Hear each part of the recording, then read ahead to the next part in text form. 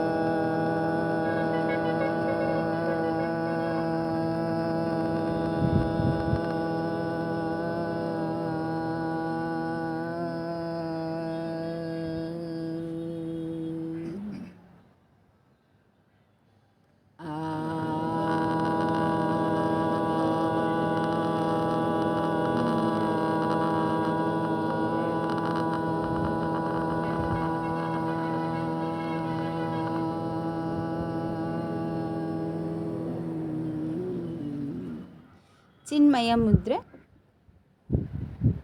ಉರಶ್ವಾಸ, ಊಕಾರ.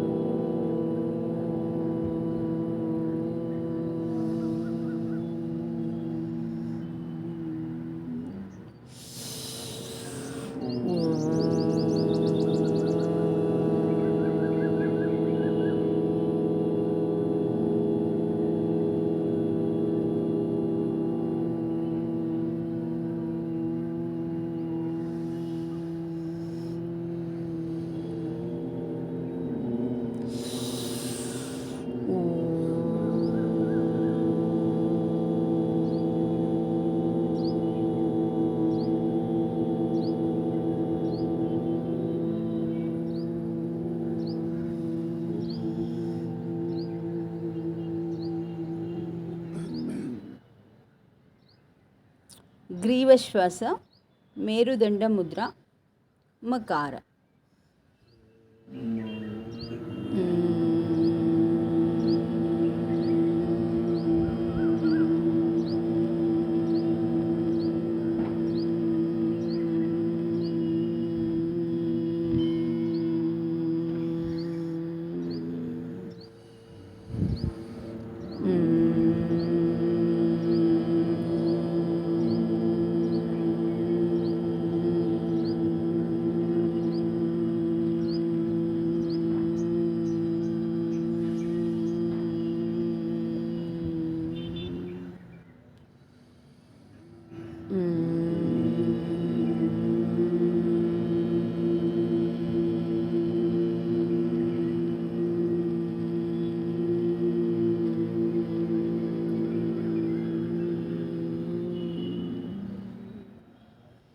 ಪೂರ್ಣ ಶ್ವಾಸ, ಪೂರ್ಣ ಮುದ್ರೆ.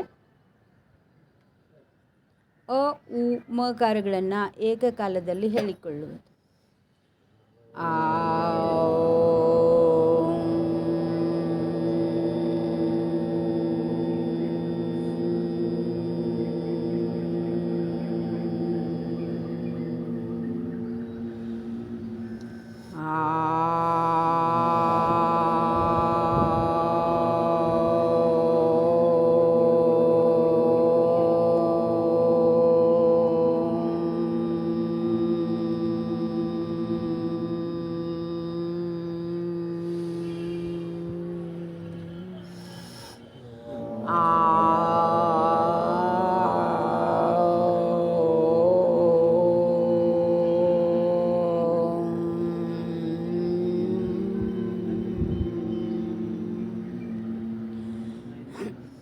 ಎರಡು ಕೈಗಳನ್ನು ಮೇಲಕ್ಕೆತ್ತುತ್ತಾ ಉಸಿರು ತೆಗೆದುಕೊಳ್ಳುವಾಗ ನಿಧಾನಕ್ಕೆ ಹೊಟ್ಟೆ ವಿಶಾಲ, ಎದೆ ವಿಶಾಲ, ಭುಜ ವಿಶಾಲವಾಗುವುದನ್ನು ಗಮನಿಸುತ್ತಾ ಕೈಗಳನ್ನು ಮೇಲಕ್ಕೆ ಚಾಚಿ 11 ಬಾರಿ ಯೋಗ ಪದ್ಧತಿಯ ಉಸಿರಾಟ.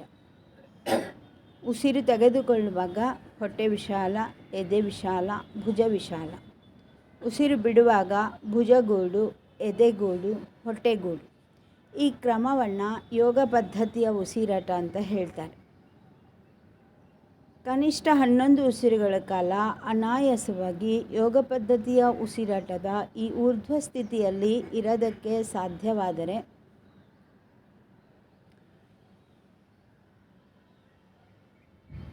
ನಮ್ಮ ಸುತ್ತಮುತ್ತಲೂ ಒಂದು ಪ್ರಾಣ ಪ್ರಭಾವಲಯ ಸಕ್ಷಮವಾಗಿ ರೂಪುಗೊಂಡಿದೆ ಅಂತ ಅರ್ಥ. ಅಂದರೆ ನಮ್ಮ ಪ್ರಾಣದೊಳಗೆ ಸ್ವಯವಾಗಿರುವ ಅರಿವು ಜಾಗೃತವಾಗಿದೆ. ಅರ್ಥಾತ್ ಕಾಯದೊಳಗೆ ಗುರುವನ್ನು ಆಯತಗೊಳಿಸಿಕೊಂಡಿದ್ದೇನೆ ಅಥವಾ ಲಿಂಗಧಾರಿಯಾಗಿದ್ದೇನೆ. ನಾನೀಗ ದೇಹಧಾರಿಯಲ್ಲ, ಲಿಂಗಧಾರಿಯಾಗಿದ್ದೇನೆ. ಆ ಪರಮತತ್ವವನ್ನು ಕೈವಶಗೊಳಿಸಿಕೊಂಡಿದ್ದೇನೆ. ಅದನ್ನೇ ಪಾರಿಭಾಷಿಕವಾಗಿ ಕರದಿಷ್ಟ ಲಿಂಗವೆಂದು ಹೇಳುವುದು. ಅದು ಗುರುತತ್ವ. ನನ್ನ ಸುತ್ತಮುತ್ತಲೂ ಇರುವ ನನ್ನದೇ ಆದ ಪ್ರಾಣ ಪ್ರಭಾವಲಯ. ಇದು ಯೋಗ ಪದ್ಧತಿಯ ಉಸಿರಾಟದಿಂದ ಸಾಧ್ಯವಾಗುವುದು. ನಾನೀಗ ಯೋಗ ಸಾಮ್ರಾಜ್ಯದ ಪ್ರವೇಶ ಪಡೆದಿದ್ದೇನೆ ಮತ್ತು ಅದರ ಪೂರ್ವ ಪ್ರಾಥಮಿಕ ಶಿಕ್ಷಣವನ್ನು ಪಡೆದುಕೊಂಡಿದ್ದೇನೆ. ಗುರು ಇದು ನಮ್ಮ ಜೀವನದ ಪ್ರಥಮ ಕ್ರಾಂತಿ ಅಥವಾ ಪೂರ್ವ ಪ್ರಾಥಮಿಕ ಶಿಕ್ಷಣ. ಅಂದರೆ ಯಾವುದೇ ಶಿಕ್ಷಣಕ್ಕೂ ಮುನ್ನ ಇರಬೇಕಾದಂತಹ ಒಂದು ಭೂಮಿಕೆ.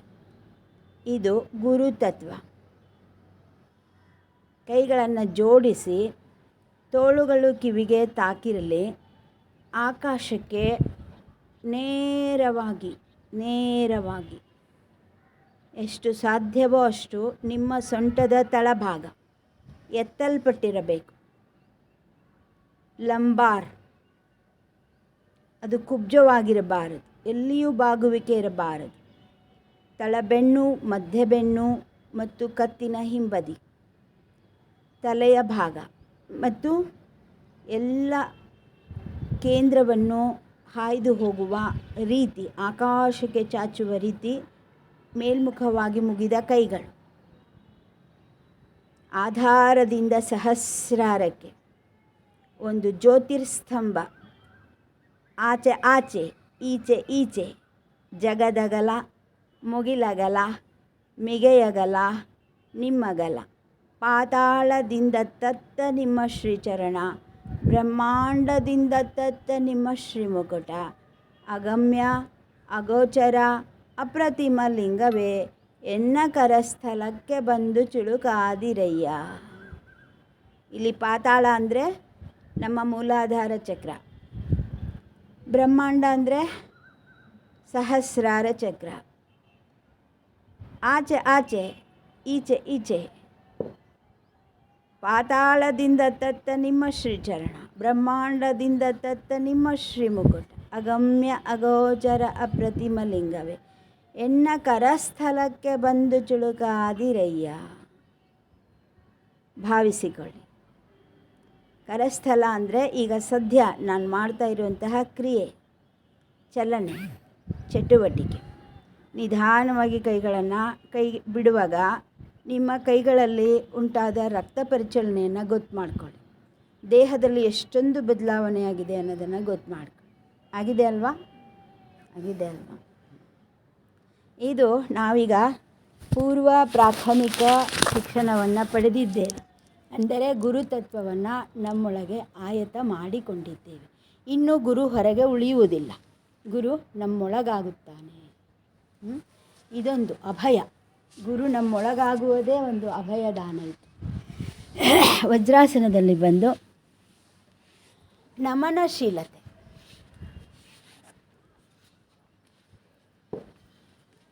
ಯೋಗ ಪದ್ಧತಿಯ ಉಸಿರಾಟಕ್ಕೆ ಬನ್ನಿ. 3 ಬಾರಿ ಯೋಗ ಪದ್ಧತಿಯ ಉಸಿರಾಟವನ್ನು ಆಚರಿಸಿ.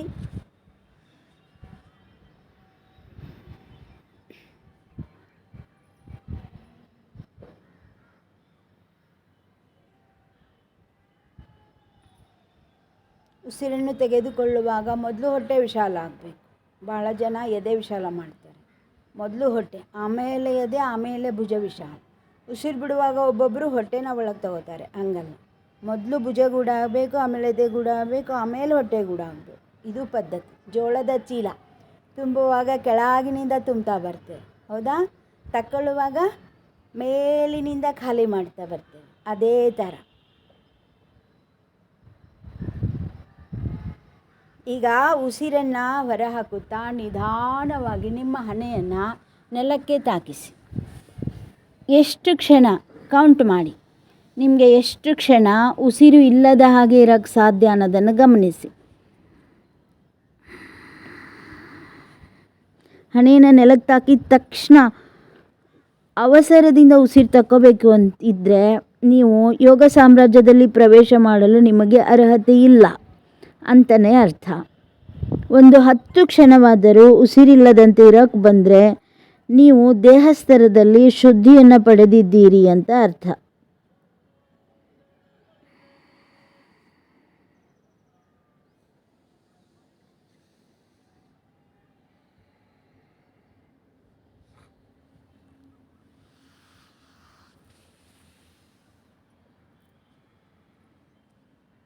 ಇನ್ನೊಮ್ಮೆ ನಿಮ್ಮಷ್ಟಕ್ಕೆ ನೀವೇ ಮಾಡಿ.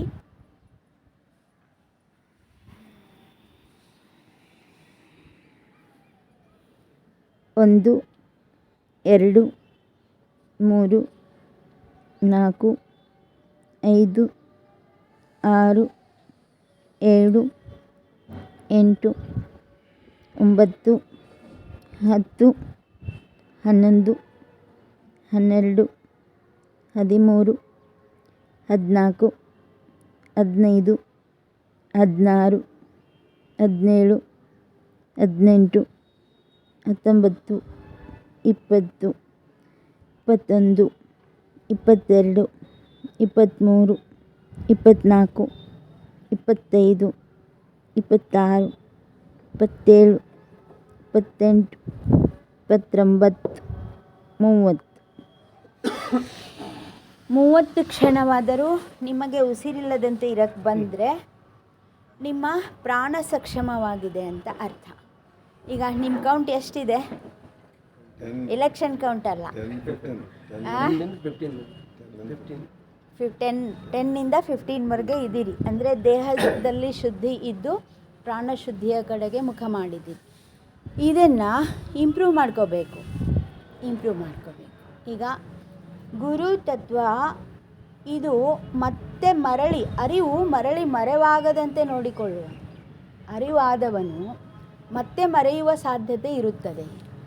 ಇವತ್ತಿನ ಚಿಂತನ ಮಂಥನ ಕಾರ್ಯಕ್ರಮದ ಮೂಲ ಕೇಂದ್ರ ಬಿಂದು ಇದು ಅಂತ ಅಂದ್ಕೊಳ್ಳಿ. ಮನುಷ್ಯ ಜನ್ಮ ಇದು ಅರಿವಿನ ಜನ್ಮ. ಮಿಕ್ಕ ಪ್ರಾಣಿಗಳ ಹಾಗೆ ಅಂಧಕಾರದಲ್ಲಿ ಇಲ್ಲ. ಇದು ಅಂಧಕಾರದ ನಂತರದ ಅರುಣೋದಯದಂತೆ ಮನುಷ್ಯ ಜನ್ಮ. ಪ್ರತಿಯೊಬ್ಬ ಮನುಷ್ಯ ಜೀವಿ ಕೂಡ ಅರಿವನ್ನು ಹೊತ್ಕೊಂಡೇ ಹುಟ್ಟಿ ಬರ್ತಾನೆ. ಅವನಿಗೆ ಅದು ಸಹಜ ಬಂದ್ಬಿಟ್ಟಿದೆ. ಅವನಿಗೆ ಇನ್ಬಿಲ್ಟ್, ಹೌದಾ? ಮೊಬೈಲಲ್ಲಿ ಇನ್ಬಿಲ್ಟ್ ಇದ್ದಿರ್ತವೆ ನೋಡಿ ಫಂಕ್ಷನ್ಸ್, ಹಾಗೆ ಇನ್ಬಿಲ್ಟ್ ಬಂದ್ಬಿಟ್ಟಿದೆ. ಯಾಕೆ ಎಲ್ಲರೂ ಮಹಾವೀರ ಆಗೋದಿಲ್ಲ? ಯಾಕೆ ಎಲ್ಲರೂ ಬುದ್ಧ ಆಗೋದಿಲ್ಲ? ಯಾಕೆ ಎಲ್ಲರೂ ಅಕ್ಕ ಮಹಾದೇವಿ ಆಗೋದಿಲ್ಲ? ಯಾಕೆ ಎಲ್ಲರೂ ಅಲ್ಲಮ ಪ್ರಭು ಆಗೋದಿಲ್ಲ? ಹೌದಾ? ಯಾಕೆ ಎಲ್ಲರೂ ವಿವೇಕಾನಂದ ಆಗೋದಿಲ್ಲ? ನಿಮ್ಮ ಮನೆಯಲ್ಲೇ ಇಷ್ಟೊಂದು ಜನ ಇರ್ತಾರೆ, ಯಾಕೆ ನಿಮ್ಮ ಹಾಗೆ ಎಲ್ಲರೂ ಯೋಗ ಮಾಡೋದಿಲ್ಲ? ಹೌದಾ? ಅನಿಸೋದಿಲ್ವಾ? ಅವರು ಯೋಗ ಕ್ಲಾಸ್ಗೆ ಬಂದವರೇ ಇರ್ತಾರೆ, ಗೊತ್ತಿರ್ತದೆ, ಆದರೆ ಮರೀತಾರೆ. ನೀವು ಪದೇ ಪದೇ ಅನುಸಂಧಾನ ಮಾಡ್ತಾ ಇದ್ದೀರಿ. ಅಂದರೆ ಸಂಧಾನ ಇದೆ ಇಲ್ಲಿ, ಮತ್ತೆ ಮತ್ತೆ ಸಂಧಾನ ಮಾಡ್ಕೋತೀರಿ. ಅದಕ್ಕೆ ಅದು ನೀವು ಬೆಳೀತಾ ಹೋಗ್ತೀರಿ. ಅವರು ಸಂಧಾನ ಕಳ್ಕೊಂಡ್ಬಿಡ್ತಾರೆ, ಸಂಪರ್ಕ ಕಳ್ಕೊಂಡ್ಬಿಡ್ತಾರೆ, ಮರವಿಗೆ ಒಳಗ. ಹಂಗೇ ಮನುಷ್ಯ ಅರಿವಿನ ಪ್ರಾಣಿಯಾಗಿದ್ದರೂ ಸಹ ಗಾಢವಾದ ಅಂಧಕಾರದ ನಂತರದ ಅರುಣೋದಯ ಎಲ್ಲರಿಗೂ ಸಮಾನವಾಗಿದ್ದರು. ಅರುಣೋದಯ ಸಮಯದಲ್ಲಿ ನಮ್ಮ ಲಕ್ಷ್ಯವೆಲ್ಲ ಸೂರ್ಯನ ಕಡೆಗೆ ಇರ್ತದೆ. ಅದೇ ಸೂರ್ಯೋದಯ ಆಗ್ತಿದ್ದಂಗೆ ಸೃಷ್ಟಿಯ ವೈವಿಧ್ಯದಲ್ಲಿ ನಮ್ಮನ್ನು ನಾವು ಕಳ್ಕೊಂಡ್ಬಿಡ್ತೀವಿ. ಸೂರ್ಯನ ಕಡೆ ಯಾರು ನೋಡ್ತೀವಿ ನಾವು? ಹಂಗೆ ಚಿತ್ತ ಪಲ್ಲಟವಾಗುತ್ತದೆ ನೋಡಿ. ಅರಿವು ಮರೆವಾಗುವ ಸಾಧ್ಯತೆ ಇದ್ದೇ ಇದೆ. ಅದಕ್ಕೆ ಗುರುತತ್ವ ಅಷ್ಟೇ ಹೇಳಿ ಬಿಡಲಿಲ್ಲ ನಮ್ಮನ್ನು. ಅಷ್ಟಾವರಣಗಳು, 8 ಬಗೆಯ ಎಚ್ಚರಿಕೆಗಳು ಅಂತ. ಬರೀ ಗುರು ಸಾಲದು, ಅದಕ್ಕೆ ಅಲ್ಲಿ ಲಿಂಗ ತಕೊಂಬಂದು. ಗುರು ಅಂದರೆ ಅನುಪಾದಿಕ, ಅಂದರೆ ದೇಹದಿಂದ ನಾನು ಭಿನ್ನವಾಗಿದ್ದೇನೆ ಅನ್ನೋದು ಅರಿವು. ಇದು ಗುರುತತ್ವ. ಹಾಗಿದ್ದರೆ ಯಾವುದರಿಂದ ಅಭಿನ್ನವಾಗಿದ್ದೇನೆ? ಒಂದರಿಂದ ಭಿನ್ನ ಆದಮೇಲೆ ಇನ್ನೊಂದರಿಂದ ಅಭಿನ್ನವಾಗಿದ್ದೀನಿ ಅಂತ ಹೇಳಬೇಕು ತಾನೆ? ಅದು ಲಿಂಗತತ್ವ. ಅದನ್ನು ನಾವು ಮರಳಿ ಅನುಸಂಧಾನ ಮಾಡುವ ಮೂಲಕ, ಮರಳಿ ನಮನಶೀಲರಾಗುವ ಮೂಲಕ, ನಿತ್ಯ ಅನುದಿನವೂ ನಮ್ಮನ್ನು ಬಾಗುವುದರ ಮೂಲಕ, ಹೌದಾ, ಆ ಲಿಂಗತತ್ವವನ್ನು ಅಳವಡಿಸಿಕೊಳ್ಳುತ್ತೇವೆ. ದೃಷ್ಟಿ ಸುಮ್ಮನೆ ನಿಲ್ಲೋದಿಲ್ಲ. ಅನುದಿನ ಪ್ರಯತ್ನ, ನಿರಂತರ ಪ್ರಯತ್ನದಿಂದ ಒಂದು ದಿನ ಪರಬೊಮ್ಮದಲ್ಲಿ ದೃಷ್ಟಿ ನಿಲ್ಲುತ್ತದೆ. ಆ ನಿಲುಗಡೆಗೆ ಲಿಂಗ ಅಂತ ಹೇಳಿ. ಹಾಗಾದರೆ ಅದನ್ನೀಗ ನಾವು ನಮನಶೀಲತೆಯಿಂದ ಪ್ರಾಕ್ಟೀಸ್ ಮಾಡ್ತೀವಿ. ನಾವೀಗ ಲಿಂಗತತ್ವಕ್ಕೆ ಬಂದಿಲ್ಲ, ಬರೀ ಗುರುತತ್ವದಲ್ಲಿದ್ದೀವಿ. ಅಂದರೆ ದೇಹದಿಂದ ನಾನು ಭಿನ್ನ ಎನ್ನುವ ಅರಿವಿನಲ್ಲಿದ್ದೇವೆ. 10 ಕೌಂಟ್ ಅಂದರೆ ದೇಹ ಶುದ್ಧವಾಗಿದೆ, ಇದರರ್ಥ ಗುರುತತ್ವ ಅಳವಟ್ಟಿದೆ. ಈಗ ಲಿಂಗತತ್ವಕ್ಕೆ ನಾವು ಬರಬೇಕಂದ್ರೆ 30 ಕೌಂಟ್ ಆಗಬೇಕು. ಅದಕ್ಕೆ ಸುಲಭ ಆಗೋದಕ್ಕೆ ಅಂದರೆ ಆ ಪರಬೊಮ್ಮದಲ್ಲಿ ದೃಷ್ಟಿ ನಿಲುಗಡೆಯಾಗಬೇಕು, ಅನುದಿನದಲ್ಲಿ ಬಾಗಿ. ಅದಕ್ಕೆ ಬ್ರಹ್ಮ ಮುದ್ರೆ ಅಂತ ನಾನು ಹೇಳ್ಕೊಡ್ತೇನೆ. ಆ ಬ್ರಹ್ಮ ಮುದ್ರೆಯಿಂದ ಸಹಜ ನಿಮಗೆ ಹೇಗೆ ಆಟೋಮೆಟಿಕ್ಕಾಗಿ ನಿಮ್ಮ ಪ್ರಾಣ ನಿಮ್ಮ ವಶ ಆಗ್ತದೆ, ಲಿಂಗತತ್ವ ನಿಮ್ಮ ಒಳಗೆ ಅಳವಡ್ತದೆ ಅನ್ನೋದನ್ನು ಈ ಒಂದು ಜಾದೂ ಥರ ನೀವು ಅನುಭವಿಸ್ತೀರಿ. ಮಾಡೋಣ. ಈಗ ಯೋಗ ಪದ್ಧತಿಯ ಉಸಿರಾಟಕ್ಕೆ ಬನ್ನಿ. ಆಕಾಶಕ್ಕೆ ಚಾಚಿ ಕೈಗಳನ್ನು. ಯೋಗ ಪದ್ಧತಿಯಂತೆ 3 ಬಾರಿ ಉಸಿರಾಡಿಸಿ. ಗೊತ್ತಾಯ್ತಲ್ಲ? ಉಸಿರು ಬಿಡುವಾಗ ಭುಜಗೂಡು, ಎದೆಗೂಡು, ಹೊಟ್ಟೆಗೂಡು. ಉಸಿರು ತೆಗೆದುಕೊಳ್ಳುವಾಗ ಹೊಟ್ಟೆ ವಿಶಾಲ, ಎದೆ ವಿಶಾಲ, ಭುಜ ವಿಶಾಲ.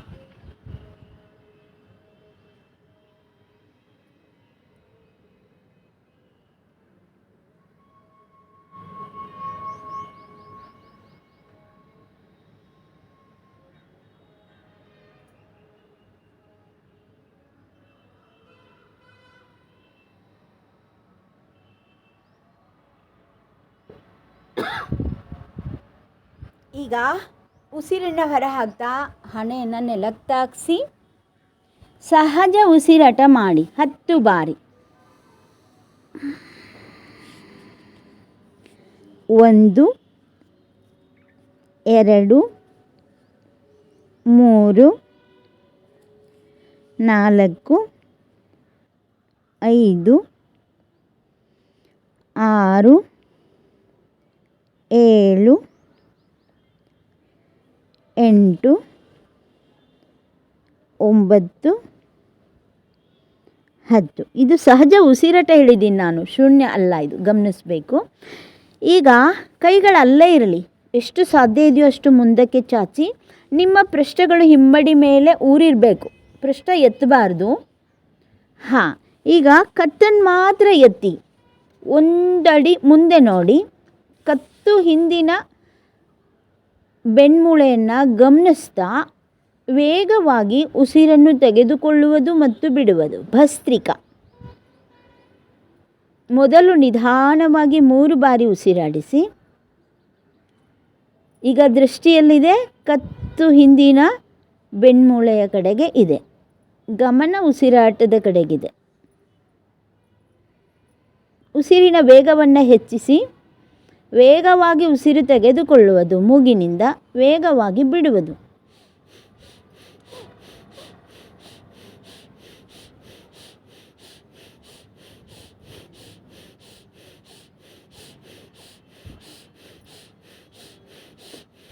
ಇಪ್ಪತ್ತೊಂದು ಸಲ ಮಾಡಿದೆ ನಾನೀಗ. ಈಗ ನಿಧಾನಕ್ಕೆ 4 ಬೆರಳು ಹಿಂದಕ್ಕೆ ಸರಿಸ್ಕೊಳ್ಳಿ. ಕೈನ ಎದೆಯ ಮಟ್ಟದವರೆಗೂ ದೇಹವನ್ನು ಎತ್ತಿ ಎದೆಯ ಹಿಂಬದಿಯ ಬೆನ್ಮೂಳೆಯ ಕಡೆಗೆ ದೃಷ್ಟಿಯನ್ನು ಇರಿಸಿ. ಈಗ ನಿಧಾನಕ್ಕೆ 3 ಬಾರಿ ಉಸಿರಾಡಿಸಿ. ಆ ಬಳಿಕ 21 ಬಾರಿ ಭಸ್ತ್ರಿಕಾ.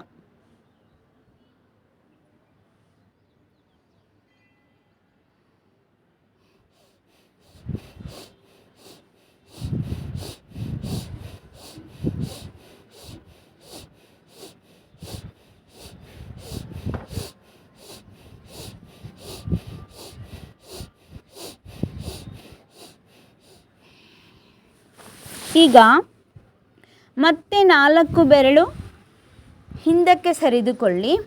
ಈಗ ಹೊಟ್ಟೆಯ ಹಿಂದಿನ ಬೆನ್ಮೂಳೆಯ ಕಡೆಗೆ ದೃಷ್ಟಿಯನ್ನು ಇರಿಸಿ ನಿಧಾನವಾಗಿ 3 ಬಾರಿ ಉಸಿರಾಡಿಸಿ. ಆ ಬಳಿಕ 21 ಬಾರಿ ವೇಗದ ಉಸಿರಾಟ.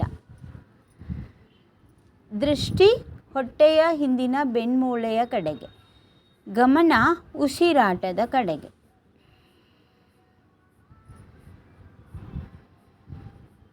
ವೇಗದ ಉಸಿರಾಟ.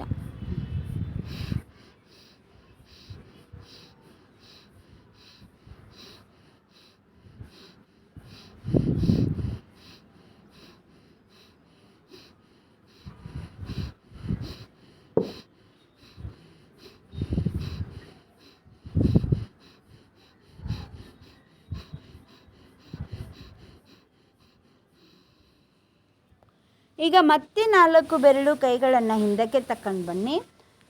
ಮಂಡಿಯ ಪಕ್ಕ ಕೈಯನ್ನಿರಿಸಿ ಕತ್ತನ್ನು ಹಿಂದಕ್ಕೆ ಚಾಚಿ ತಳ ಬೆನ್ನು ಹೊಟ್ಟೆಯ ಕೆಳಗಿನ ಕಿಬ್ಬೊಟ್ಟೆಯ ಹಿಂದಿರುವ ಬೆನ್ನಿನ ಕಡೆಗೆ ದೃಷ್ಟಿ ಇರಿಸಿ ಕತ್ತನ್ನು ಹಿಂದಕ್ಕೆ ಚಾಚಿ ನಿಧಾನವಾಗಿ 3 ಬಾರಿ ಉಸಿರಾಡಿಸಿ.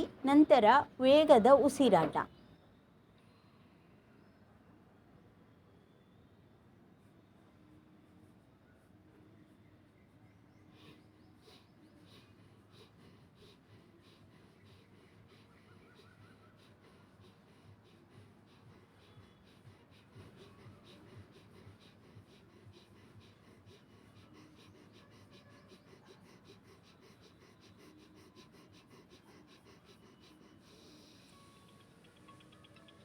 ನಿಧಾನವಾಗಿ ಕೈಗಳನ್ನು ಮೇಲಕ್ಕೆ ಮತ್ತು ಹಿಂದಕ್ಕೆ ಚಾಚಿ ಇಡೀ ಬೆನ್ಮೂಳೆಯ ಕಡೆಗೆ ದೃಷ್ಟಿಯನ್ನು ಹರಿಸಿ ನಿಧಾನವಾಗಿ 3 ಬಾರಿ ಉಸಿರಾಟ. ನಂತರ ವೇಗದ ಭಸ್ತ್ರಿಕಾ ಉಸಿರಾಟ. ಯಾರಿಗೆ ಮೂಗಿಂದ ಉಸಿರಾಡೋಕ್ಕೆ ಕಷ್ಟ ಆಗುತ್ತೆ ಅವ್ರು ಬಾಯಿ ತೆಗೆದು ಉಸಿರಾಡಿಸ್ಬೋದು.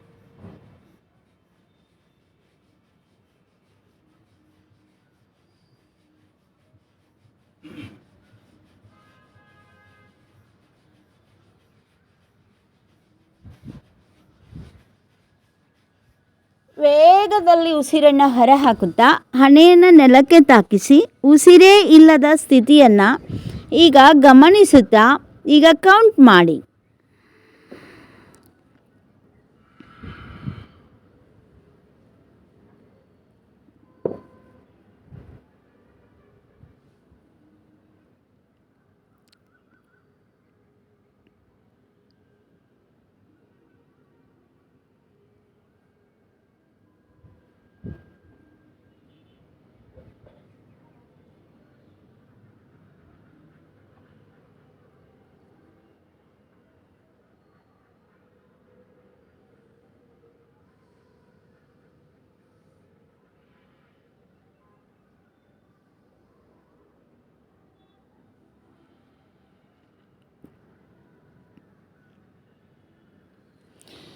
ನಿಧಾನವಾಗಿ ಉಸಿರು ತೆಗೆದುಕೊಳ್ಳುತ್ತಾ ಮೇಲೆ ನೋಡಿ. ಏನಾದರೂ ಬದಲಾವಣೆ ಆಗಿದೆಯಾ? ಎಷ್ಟು ಕೌಂಟಿಗೆ ಬಂದ್ರಿ ನೋಡಿ? 10, 15 ಇದ್ದವರು 50, 60ಕ್ಕೆ ಬಂದ್ರಿ ನೋಡಿ. ಹಾಂ, ಈ ಬ್ರಹ್ಮ ಮುದ್ರೆಯ ಒಂದು ಪವಾಡ. ಅಂದರೆ ನಿಮ್ಮ ಬೆನ್ಮೂಳೆಯನ್ನು ಇದು ಮಸಾಜ್ ಮಾಡುತ್ತೆ. ಅಂದರೆ ಡಿಪ್ರೆಷನನ್ನು ತೆಗೆಯುತ್ತೆ. ಡಿಪ್ರೆಷನ್ ಅಂದರೆ ಅಂಟಿಕೊಳ್ಳಬೇಕು, ಅಟ್ಯಾಚ್ಮೆಂಟ್. ಹೌದಾ? ಪ್ರಾಣ ದೇಹದ ಜೊತೆಗೆ ಹೊಲಿಗೆ ಹಾಕೊಂಡು ಕೂತಿರುತ್ತೆ ಜನ್ಮಾಂತರಗಳಿಂದ. ಒಂದು ಜನ್ಮಕ್ಕಲ್ಲ ಇದು. ಹಾಂ, ಹೊಲಿಗೆ ಹಾಕೊಂಡು ಭದ್ರ ಭದ್ರ ಭದ್ರ ಟಿಬ್ಬಿ ಮೇಲೆ ಟಿಬ್ಬಿ ಹಾಕ್ತಾರೆ ನೋಡಿ. ಗಟ್ಟಿ ಗಟ್ಟಿ ಗಟ್ಟಿ ಹೊಲಿಗೆ, ಅದು ಬಿಚ್ಚಕ್ಕೆ ಬರಲ್ಲ. ಹಾಗೆ ಹೊಲಿಗೆ ಹಾಕೊಂಡು ಕೂತಿರುತ್ತೆ. ಅದಕ್ಕೆ ಅಟ್ಯಾಚ್ಮೆಂಟ್ ಅಂತ ಹೇಳೋದು. ಪ್ರಾಣ ದೇಹದಿಂದ ಗುರುತಿಸ್ಕೊಳ್ಳೋದಕ್ಕೆ ಅಟ್ಯಾಚ್ಮೆಂಟ್ ಅಂತ ಹೇಳೋದು. ಹೌದಾ? ಆ ಹೊಲಿಗೆನ ಬಿಡಿಸೋಕ್ಕೆ ಎಲ್ಲಿದೆ ಅಂತಂದರೆ, ಅದು ಸುಮ್ಮನೆ ಬಿಡ್ಸೋಕೆ ಹೋದರೆ ಬಿಡೋಕ್ಕೆ ಬರಲ್ಲ. ಎಲ್ಲೋ ಒಂದು ಕಡೆ ಗಂಟಿರುತ್ತೆ ನೋಡಿ. ಅದು ಬಿಚ್ಚಿಬಿಟ್ರೆ ಎಲ್ಲ ಬಿಚ್ಚತ್ತೆ ನೋಡಿ. ಹಾಗೆ ಇದು ಬ್ರಹ್ಮ ಮುದ್ರೆ ಅಂದರೆ ಆ ಗಂಟು ಸಿಕ್ಕಂಗೆ. ಎಲ್ಲೋ ಒಂದು ಕಡೆ ಆ ಹೊಲಿಗೆಗೆ ಗಂಟು ಹಾಕ್ಕೊಂಡಿರ್ತಾನೆ ಒಂದು ಜಾಣ. ಪ್ರಕೃತಿ ಏನು ಮಾಡಿರುತ್ತೆ? ಗಂಟು ಹಾಕೊಂಡು ಕೂತ್ಕೊಂಡಿರುತ್ತೆ. ಆ ಗಂಟನ್ನ ನಿಮಗೆ ಬಿಡಿಸ್ಕೊಟ್ಟೆ ನಾನು ಈ ಬ್ರಹ್ಮ ಮುದ್ರೆಯಿಂದ. ಆ ಬೆಣ್ಮೂಳೆ ಇದೆಯಲ್ಲ, ಈ ಬೆಣ್ಮೂಳೆನಲ್ಲಿ ಆ ಡಿಪ್ರೆಷನ್ ರೂಪದಲ್ಲಿ. ಡಿಪ್ರೆಷನ್ ಯಾಕೆ ಅಂದರೆ, ನಾನು ದೇಹದಿಂದ ಪ್ರಾಣ ಗುರುತಿಸ್ಕೊಳ್ಳೋದೇ ಡಿಪ್ರೆಷನ್ನು, ಖಿನ್ನತೆಯ ರೋಗ. ಯಾವುದ್ರಲ್ಲೂ ಉತ್ಸಾಹ ಇಲ್ಲ, ಬೇಸರ ಆಗೋದು, ಸಣ್ಣ ಪುಟ್ಟದಕ್ಕೆಲ್ಲ ಸಿಟ್ಟು ಬರೋದು, ಎಲ್ಲರೂ ಓಡೋಗ್ಬಿಡೋಣ ಅಂತ ಅನಿಸೋದು. ಹೌದಾ? ಯಾವುದೂ ಸರಿ ಇಲ್ಲ ಅಂತ ಅನಿಸೋದು. ಇದೆಲ್ಲ ಕೂಡ ಅದರಿಂದಲೇ. ಅಟ್ಯಾಚ್ಮೆಂಟ್ನ ಮಕ್ಕಳು ಇವರೆಲ್ಲ. ಅಂದರೆ ಬಯಕೆಯ ಮಕ್ಕಳು, ಬಯಕೆ ಉಳ್ಳ ಮನಸ್ಸು. ಶರೀಫರು ಹೇಳ್ತಾರೆ, ಬಯಕೆಯಾದ ಮನಸ್ಸಿನ ಸಂಘವನ್ನು ಮಾಡಬೇಡ. ಅವರೊಂದು ಪದ ಬಳಸ್ತಾರೆ, ಮಕ್ಕಳಾದ ಸೂಳೆ ಸಂಘ ಮಾಡಬೇಡಲೋ ಅಂತ. ಅದು ಅಂದರೆ ಬಯಕೆ ಇರುವ ಮನಸ್ಸು, ಅದರ ಸಂಘ ನೀನು ಮಾಡಬೇಡ. ಅಂದರೆ ಬಯಕೆ ಅಂದರೆ ಈ ದೇಹ ಇಂದ್ರಿಯಗಳ ವಿಷಯಗಳಲ್ಲಿ ತೊಡಗಿಕೊಂಡಿರುವಂತಹ, ಅದರಲ್ಲಿ ರಮಿಸಿರುವಂತಹ, ಅದರಲ್ಲಿ ರುಚಿಯನ್ನು ಕಂಡುಕೊಂಡಿರುವಂತಹ ಮನಸ್ಸು, ಅದು ಪ್ರಾಣವೇ. ಅಂತಹ ಪ್ರಾಣವನ್ನು ನಾನೀಗ ದೇಹ ಮತ್ತು ಜೀವದ ಹೊಲಿಗೆಯನ್ನು ಬಿಡಿಸ್ತಾ ಇದ್ದೀನಿ. ಇನ್ನೊಂದು ಸತಿ ಪ್ರಯತ್ನ ಮಾಡೋಣವಾ ಬ್ರಹ್ಮ ಮುದ್ರೆಯನ್ನು? ನೀವು ಎಷ್ಟು ಎಂಜಾಯ್ ಮಾಡ್ತೀರಾ? ಎಷ್ಟೋ ಜನ ಡಿಪ್ರೆಷನ್ ಪೇಷಂಟ್ ಇದ್ದಾರೆ ಇಲ್ವಾ? ಆವಾಗೆಲ್ಲ ಅಮೇರಿಕಾನಲ್ಲಿದ್ದಾರೆ ಅಂತಿದ್ವಿ, ಆದರೆ ಇವಾಗ ಅಮೇರಿಕಾ ಎಲ್ಲ ಭಾರತಕ್ಕೆ ಬಂದ್ಬಿಟ್ಟು. ಅಲ್ಲಿ ಅಯ್ಯೋ ಮಾತ್ರೆ ಮೇಲೆ ಇರೋದು ಸ್ವಾಭಾವಿಕ. ಅಮೇರಿಕಾನಲ್ಲಿ ಎಲ್ಲರೂ ಡಿಪ್ರೆಷನ್ಗೆ ಔಷಧಿ ತಗೋತಾರೆ. ಇವತ್ತು ತುಂಬ ಒಳ್ಳೆಯವರು, ಯಾರು ಸರಾಯಿ ಕುಡಿಯಲ್ಲ ಅವರೆಲ್ಲ ಮನೋರೋಗಿ ಆಗ್ತಾರೆ. ದಯಮಾಡಿ ಕ್ಷಮಿಸಿ. ಯಾಕೆ ಅಂದರೆ ಒಳ್ಳೆಯವ್ರಿಗೆ ಬದುಕೋಕ್ಕೆ ಆಗ್ತಿಲ್ಲ ಜಗತ್ತಲ್ಲಿ. ಅಷ್ಟೊಂದು ಒಂಥರ ಅಟ್ಯಾಚ್ಮೆಂಟ್ ಲವ್, ನಿಜವಾದ ಪ್ರೀತಿ ಇಲ್ಲ. ಬರೀ ಅಟ್ಯಾಚ್ಮೆಂಟ್ನಿಂದ ನಾವು ಜೊತೆಯಾಗಿದ್ದೀವಿ ಅಂತ ಅಂದ್ಕೊಳ್ಳೋದು, ನಾವು ಚೆನ್ನಾಗಿದ್ದೀವಿ ಅಂತ ಅಂದ್ಕೊಳ್ಳೋದು, ನಮ್ಮ ಹತ್ರ ಎಲ್ಲ ಇದೆ ಅಂತ ಅಂದ್ಕೊಳ್ಳೋದು ಒಂದು ಭ್ರಮೆ. ಅದಿರೋದೇ ಅಟ್ಯಾಚ್ಮೆಂಟ್ನಿಂದ. ಒಂದು ಕ್ಷಣ ನೀವು ಅಲ್ಲಿಲ್ಲ ಅಂದರೆ ಅದು ಯಾವುದೂ ಇರಲ್ಲ ನೋಡಿ. ಬೇಕಾದರೆ ಒಂದು ಕ್ಷಣ ನೀವಲ್ಲಿ ದೃಷ್ಟಿ ತಪ್ಪಿಸಿದ್ರೆ ಅದು ತನ್ನಷ್ಟಕ್ಕೆ ತಾನೇ ನಡ್ಕೊಂಡು ಹೋಗಬೇಕಾ? ನಡ್ಕೊಂಡು ಹೋಗಲ್ಲ. ಅದರ ಅರ್ಥ ಏನು? ಅದು ನಿಜವಾದದ್ದು ಅಲ್ಲ. ಆದರೆ ನಿಜವಾದದ್ದು ಅಲ್ಲ ಅನ್ನೋದಕ್ಕೆ ನಾವು ಅಷ್ಟೊಂದು ಪ್ರಾಣವನ್ನು ಕೊಡ್ತಾಯಿದ್ದೀವಿ. ನಮ್ಮ ಪ್ರಾಣಶಕ್ತಿಯನ್ನೆಲ್ಲ ಹಾಕ್ತಾ ಇದ್ದೀವಲ್ಲ, ಅದರಿಂದ ಈಗ ಗುರುತತ್ವ ಅಲ್ಲ ಅಂತ ಹೇಳುತ್ತೆ. ಗುರುತತ್ವ ಇದಲ್ಲ ಅಂತ ಹೇಳುತ್ತೆ. ಲಿಂಗತತ್ವ ಏನು ಹೇಳ, ಇದು ಹೌದು ಅಂತ ಹೇಳ. ಅಲ್ಲ ಅಂತ ಹೇಳಿದ್ಮೇಲೆ ಹೌದು ಹೇಳಬೇಕಲ್ವಾ? ಅದು ಪೂರ್ಣ ವ್ಯಾಖ್ಯೆ. ಸರಿ, ಬ್ರಹ್ಮ ಮುದ್ರೆಗೆ ಬನ್ನಿ.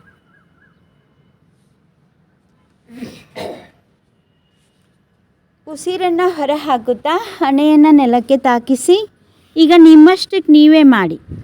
ನಾನು ನಿಮಗೆ ಇನ್ಸ್ಟ್ರಕ್ಷನ್ ಕೊಡೋದಿಲ್ಲ. ಯಾಕೆ ಅಂದರೆ ಇನ್ಸ್ಟ್ರಕ್ಷನ್ ಕೊಡೋದೇ ಒಂದು ಅಡ್ಡಿ ಆಗ್ಬೋದು. ಎಲ್ಲರಿಗೂ ಗೊತ್ತಾಗಿದೆ ಅಲ್ವಾ? ಎಲ್ಲರೂ ತುಂಬ ಪಳಗಿದವರು, ಯೋಗ ಸಾಧಕರೇ ಮತ್ತು ಯೋಗ ಗುರುಗಳೇ ಆಗಿರುವುದರಿಂದ ನಿಮ್ಮಷ್ಟಕ್ಕೆ ನೀವೇ ಅನುಭವಿಸಿ. ಅನುಗುಣವಾಗಿ ದೇಹ ಇಂದ್ರಿಯಗಳು ಶಿಥಿಲವಾಗುವುದು ಕೂಡ ಒಂದು ವರವಾಗುತ್ತದೆ. ಇಲ್ಲಿಯವರೆಗೂ ಯಾಕಪ್ಪ ಮುಪ್ಪು ಬರ್ತೈತೆ, ಯಾಕಪ್ಪ ಈ ಕೈಕಾಲುಗಳಲ್ಲಿ ಶಕ್ತಿ ಕಮ್ಮಿ ಆಗ್ತೈತೆ ಅಂತ ನಾವು ಬೈಕೋತಿರ್ತೀವಿ. ಜ್ಞಾನ ಹೆಚ್ಚಾಗತ್ತೆ, ಅಯ್ಯೋ ಎಷ್ಟೊಂದು ತಿಳುವಳಿಕೆ ಇದೆ, ಕೈಲೇ ಆಗೋದಿಲ್ಲ, ಕೈಲೇ ಆಗೋವರೆಗೂ ಅಷ್ಟೇ ರೀ, ನಮ್ಮ ಕೈಕಾಲು ನಡೆಯೋವರೆಗೂ ಅಷ್ಟೇ ರೀ, ಆಮೇಲೆ ಏನೂ ಇಲ್ಲ ನೋಡ್ರಿ ಮೂಲೆ ಗುಂಪು ಅಂತ ಅಂದ್ಕೊಳ್ಳೋದು. ಪಾಪ IAS ಅಧಿಕಾರಿಗಳಿರ್ತಾರೆ, ಹೌದಾ, ಪ್ರಿನ್ಸಿಪಾಲ್ಗಳಾಗಿರ್ತಾರೆ, ಎಷ್ಟೊಂದು ಎಕ್ಸಿಕ್ಯೂಟಿವ್ ಜಾಬ್ಗಳು ಮಾಡಿರ್ತಾರೆ. ಅವರಲ್ಲಿ ಅಪಾರವಾದ ಜ್ಞಾನ ಅವರ ಪ್ರಾಣದೊಳಗೆ ಸಂಗ್ರಹ ಆಗಿ ಕೂತಿದ್ರೂ ಕೂಡ ಒಂದು ಸಣ್ಣ ಅಟ್ಯಾಚ್ಮೆಂಟ್ನಿಂದ ಬಿಡುಗಡೆ ಆಗದೇ ಇರೋದಕ್ಕೆ, ಈ ದೇಹ ಭಾವದಿಂದ ಬಿಡುಗಡೆ ಆಗಿ ದೇವ ಭಾವದ ಜೊತೆಗೆ ಆ ಕಡೆಗೆ ಮುಖ ಮಾಡದೇ ಇರುವುದಕ್ಕೆ, ಬ್ರಹ್ಮದ ಕಡೆಗೆ ಮುಖ ಮಾಡದೇ ಇರುವುದಕ್ಕೆ ಏನಾಗುತ್ತೆ ಅಂದರೆ ನಮ್ಮಲ್ಲಿರೋ ಅನುಭವ ಜ್ಞಾನ ಎಲ್ಲ ವೇಸ್ಟ್. ಏನೋ ಪೆನ್ಷನ್ ತಿನ್ಕೊಂಡಿರಬೇಕು, ಅಲ್ಲಪ್ಪ, ಅದು ತಿನ್ನೋದಕ್ಕಲ್ಲ, ಅದು ಪೆನ್ಷನ್ನು. ಸಂಬಳ ಕೂಡ ತಿನ್ನೋದಕ್ಕಲ್ಲ, ಅದು ನಿಮ್ಮ ಸಂಸಾರಕ್ಕೋಸ್ಕರ ಸರ್ಕಾರ ಸಂಬಳ ಕೊಡಲ್ಲ. ಮತ್ತು ನೀವು ತಿನ್ಕೊಂಡಿರಲಿ ಅಂತ ಪೆನ್ಷನ್ ಇಲ್ಲ. ಅದೆಲ್ಲ ಏನಕ್ಕಿದೆ ಅಂದರೆ ನೀವೆಲ್ಲಿ ಕೆಲಸ ಮಾಡ್ತಿರ್ತೀರಿ ಆ ವ್ಯವಸ್ಥೆಯ ಉದ್ದೇಶ ಸಫಲ ಮಾಡೋದಕ್ಕೋಸ್ಕರ ನಿಮಗೆ ಸಂಬಳ ಕೊಡೋದು. ನಿಮಗೆ ಹೆಂಡತಿ ಇರಲಿ ಬಿಡಲಿ ಅದಕ್ಕೇನು, ನಿಮಗೆ 4 ಮಕ್ಕಳಿದ್ದಾವೋ 10 ಮಕ್ಕಳಿದ್ದಾವೋ ಮಕ್ಕಳಿಲ್ವೋ ಸರ್ಕಾರಕ್ಕೇನು ಅಲ್ವಾ? ಇಲ್ಲ, ನಿಮ್ಮ ಸಂಸಾರ ನಿಭಾಯಿಸುವುದಕ್ಕೆ ಸಂಬಳವಿಲ್ಲ. ನೀವು ಎಲ್ಲಿ ಯಾವ ಕ್ಷೇತ್ರದಲ್ಲಿ ಕೆಲಸ ಮಾಡುತ್ತಿದ್ದೀರೋ ಅದನ್ನು ಇನ್ನೂ ಚೆನ್ನಾಗಿ ಮಾಡೋದಕ್ಕೆ ಏನಾದ್ರು ಮಾಡ್ಬೋದಾ? ನಿಮ್ಮ ಕಾಂಟ್ರಿಬ್ಯೂಷನ್ ಏನು? ನಿಮ್ಮ ಕಾಲಾವಧಿಯಲ್ಲಿ ನೀವೇನು ಕೊಡುಗೆ ಕೊಡಬಲ್ಲಿರಿ? ಅದಕ್ಕೋಸ್ಕರ ಆ ಸಂಬಳವನ್ನು ಬಳಸಿ. ಯಾವತ್ತಾರು ಈ ಯೋಚನೆ ಮಾಡಿದ್ವಾ ನಾವು? ಅಂದರೆ ಗುರುತ್ವವನ್ನು ಕಳೆದುಕೊಂಡಿದ್ದೇವೆ. ನಮ್ಮ ಗುರುತ್ವ ಕಳ್ಕೊಂಡಾಗ ಮನುಷ್ಯ ಬಿದ್ದುಬಿಡ್ತಾನೆ. ಯಾವುದ್ರಲ್ಲಿ ಬೀಳ್ತಾನೆ? ಸಂಬಳ ಇಲ್ಲದೆ ನಡೆಯೋದಿಲ್ಲ. ಅದೇ ಬಿದ್ದಂಗೆ. ಅದು ಒಂದು ಮನೆ ಕಟ್ತಾನೆ, ಮನೆ ಇಲ್ಲದೆ ನಡೆಯೋದಿಲ್ಲ, ಬಿದ್ದಂಗೆ ಅದು ಅಲ್ವಾ?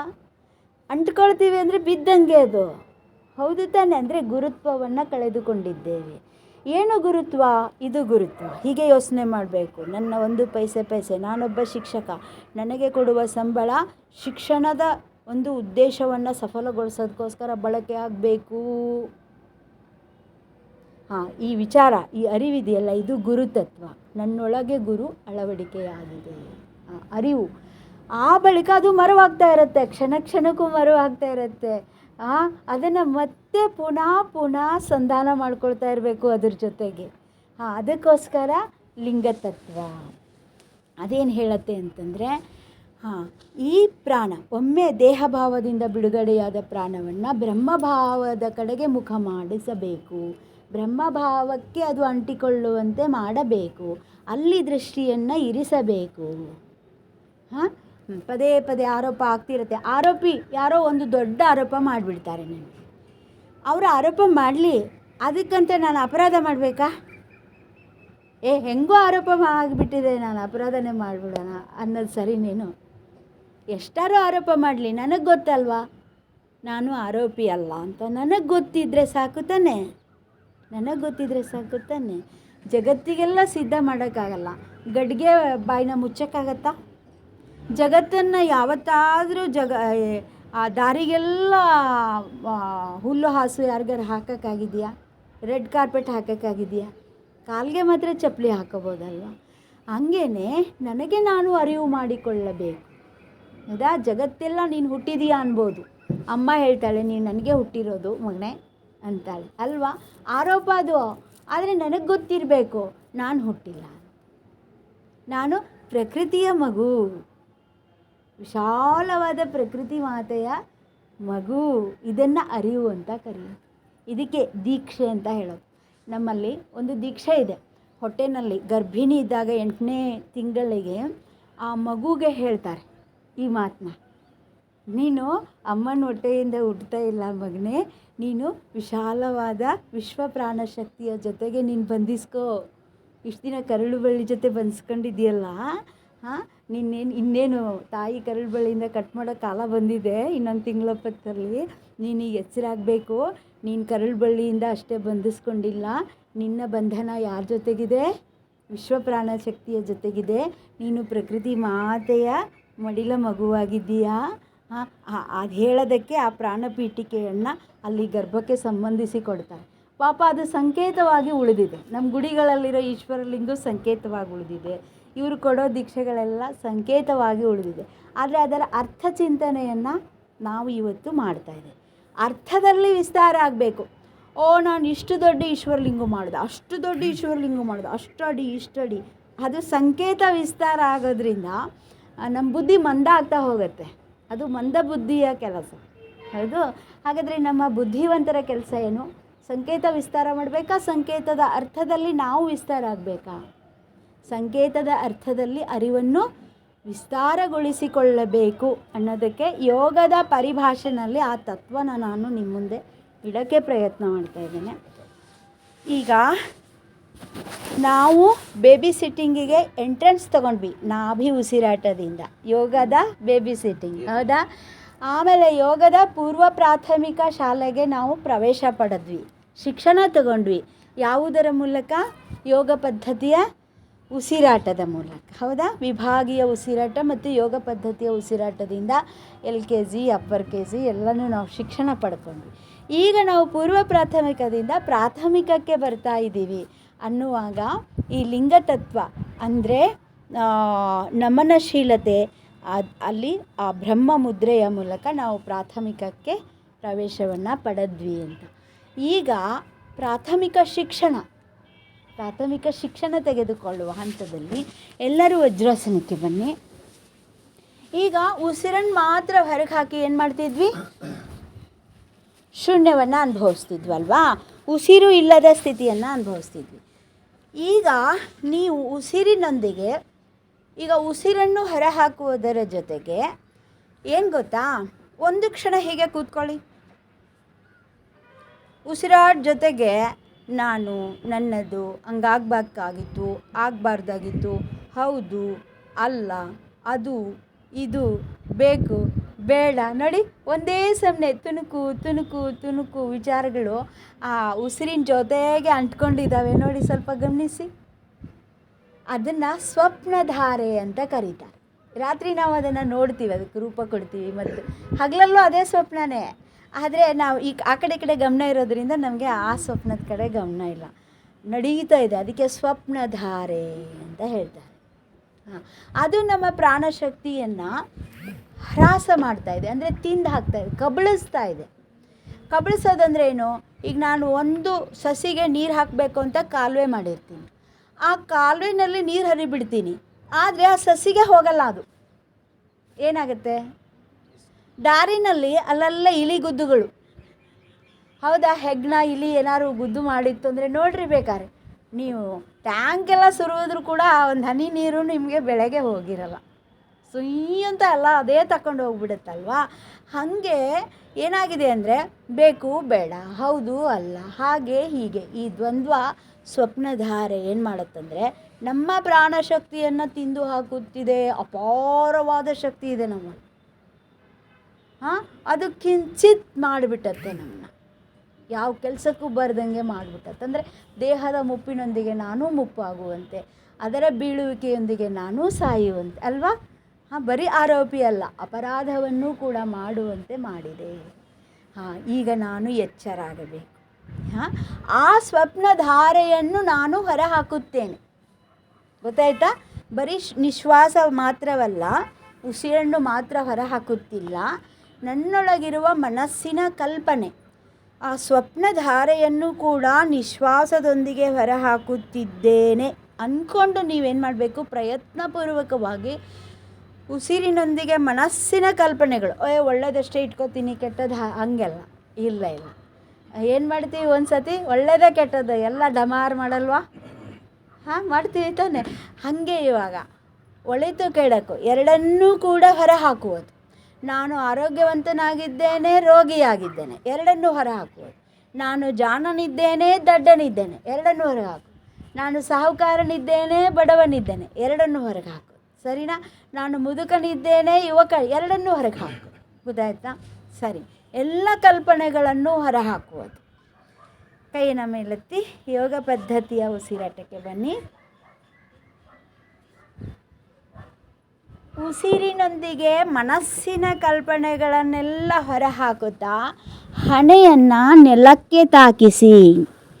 ಉಸಿರು ಇಲ್ಲದ, ಮನಸ್ಸಿನ ಯಾವ ಕಲ್ಪನೆಗಳೂ ಇಲ್ಲದ ನಿರುದ್ವಿಗ್ನ ಹಾಗೂ ನಿರ್ದ್ವಂದ್ವ ಶೂನ್ಯ ಸ್ಥಿತಿಯನ್ನು ಅನುಭವಿಸಿ.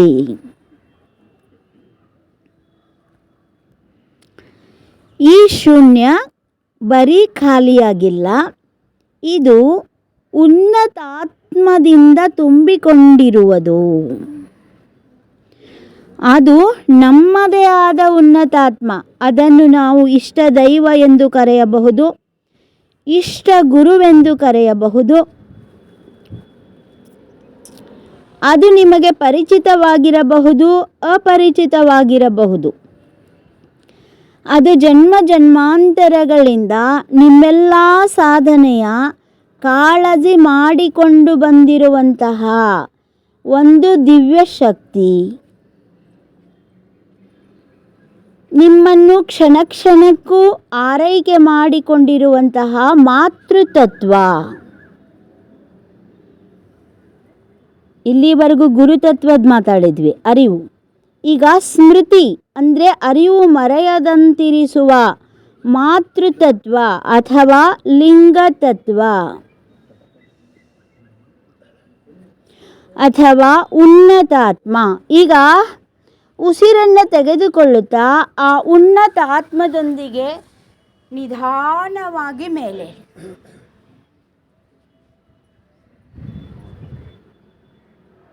ಕೈಗಳೆರಡನ್ನೂ ಎದೆಯ ಬಳಿ ತಕೊಂಡು ಬನ್ನಿ. ನನಗೂ ಹೇಳಿ, ನನಗೂ ಉನ್ನತಾತ್ಮಕ್ಕೂ ಆಧಾರವಾಗಿರುವ ಅನಂತ ಚೇತನ ಶಕ್ತಿಯೊಂದು ನನ್ನೊಳಗೆಯೇ ಇರುವುದು ಎಂದು ನಂಬಿ ಶರಣಾಗತಿಯ ಭಾವದಿಂದ ಪ್ರಾರ್ಥಿಸುವುದು.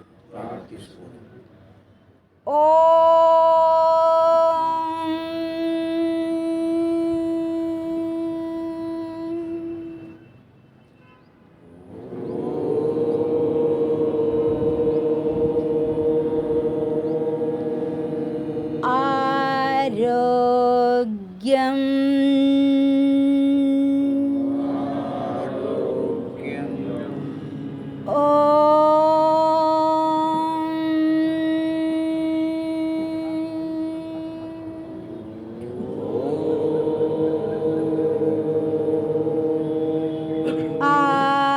ಆನಂದಂ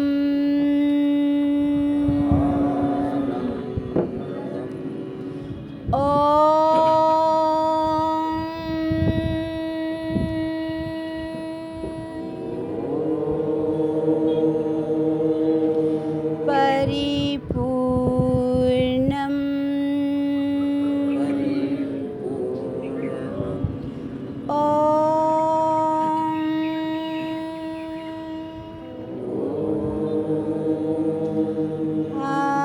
ಆರೋಗ್ಯಂ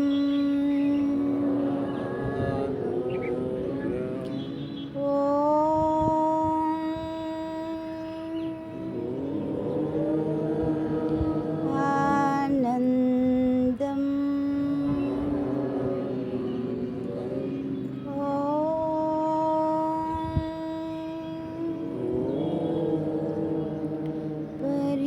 ಪರಿಪೂರ್ಣಂ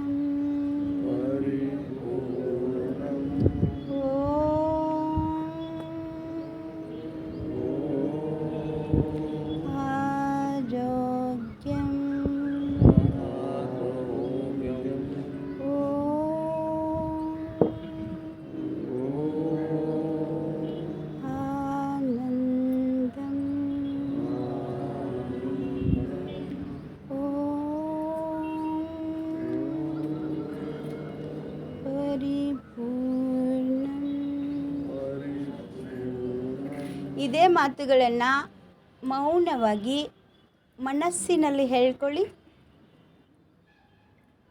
ಅದು ನಿಮ್ಮ ಉಸಿರಿನೊಂದಿಗೆ ಬೆರೆತುಕೊಳ್ಳಲಿ. ರಕ್ತದ ಕಣಕಣಗಳಲ್ಲಿ ಬೆರೆತುಕೊಳ್ಳಲಿ. ನಿಮ್ಮ ದೇಹದ ತುಂಬ ಸಂಚರಿಸಲಿ.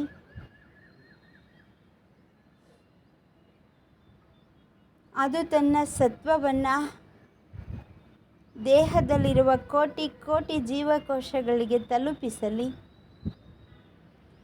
ಕೋಟಿ ಕೋಟಿ ಜೀವಗಳಿಗೂ ಇದೇ ಭಾವ ಉಸಿರಾಗಲಿ. ಕೋಟಿ ಕೋಟಿ ಜೀವಕೋಶಗಳ ಈ ಉಸಿರಿನ ಮೂಲವನ್ನು ಶೋಧಿಸುತ್ತಾ ಸಾಗುವುದು. ಇದು ನಮ್ಮ ಇನ್ನು ಮುಂದಿನ ಪ್ರಯಾಣ. ಯೋಗ ಪ್ರಾಥಮಿಕ ಶಾಲೆಯ ಮುಂದಿನ ಪ್ರಯಾಣ.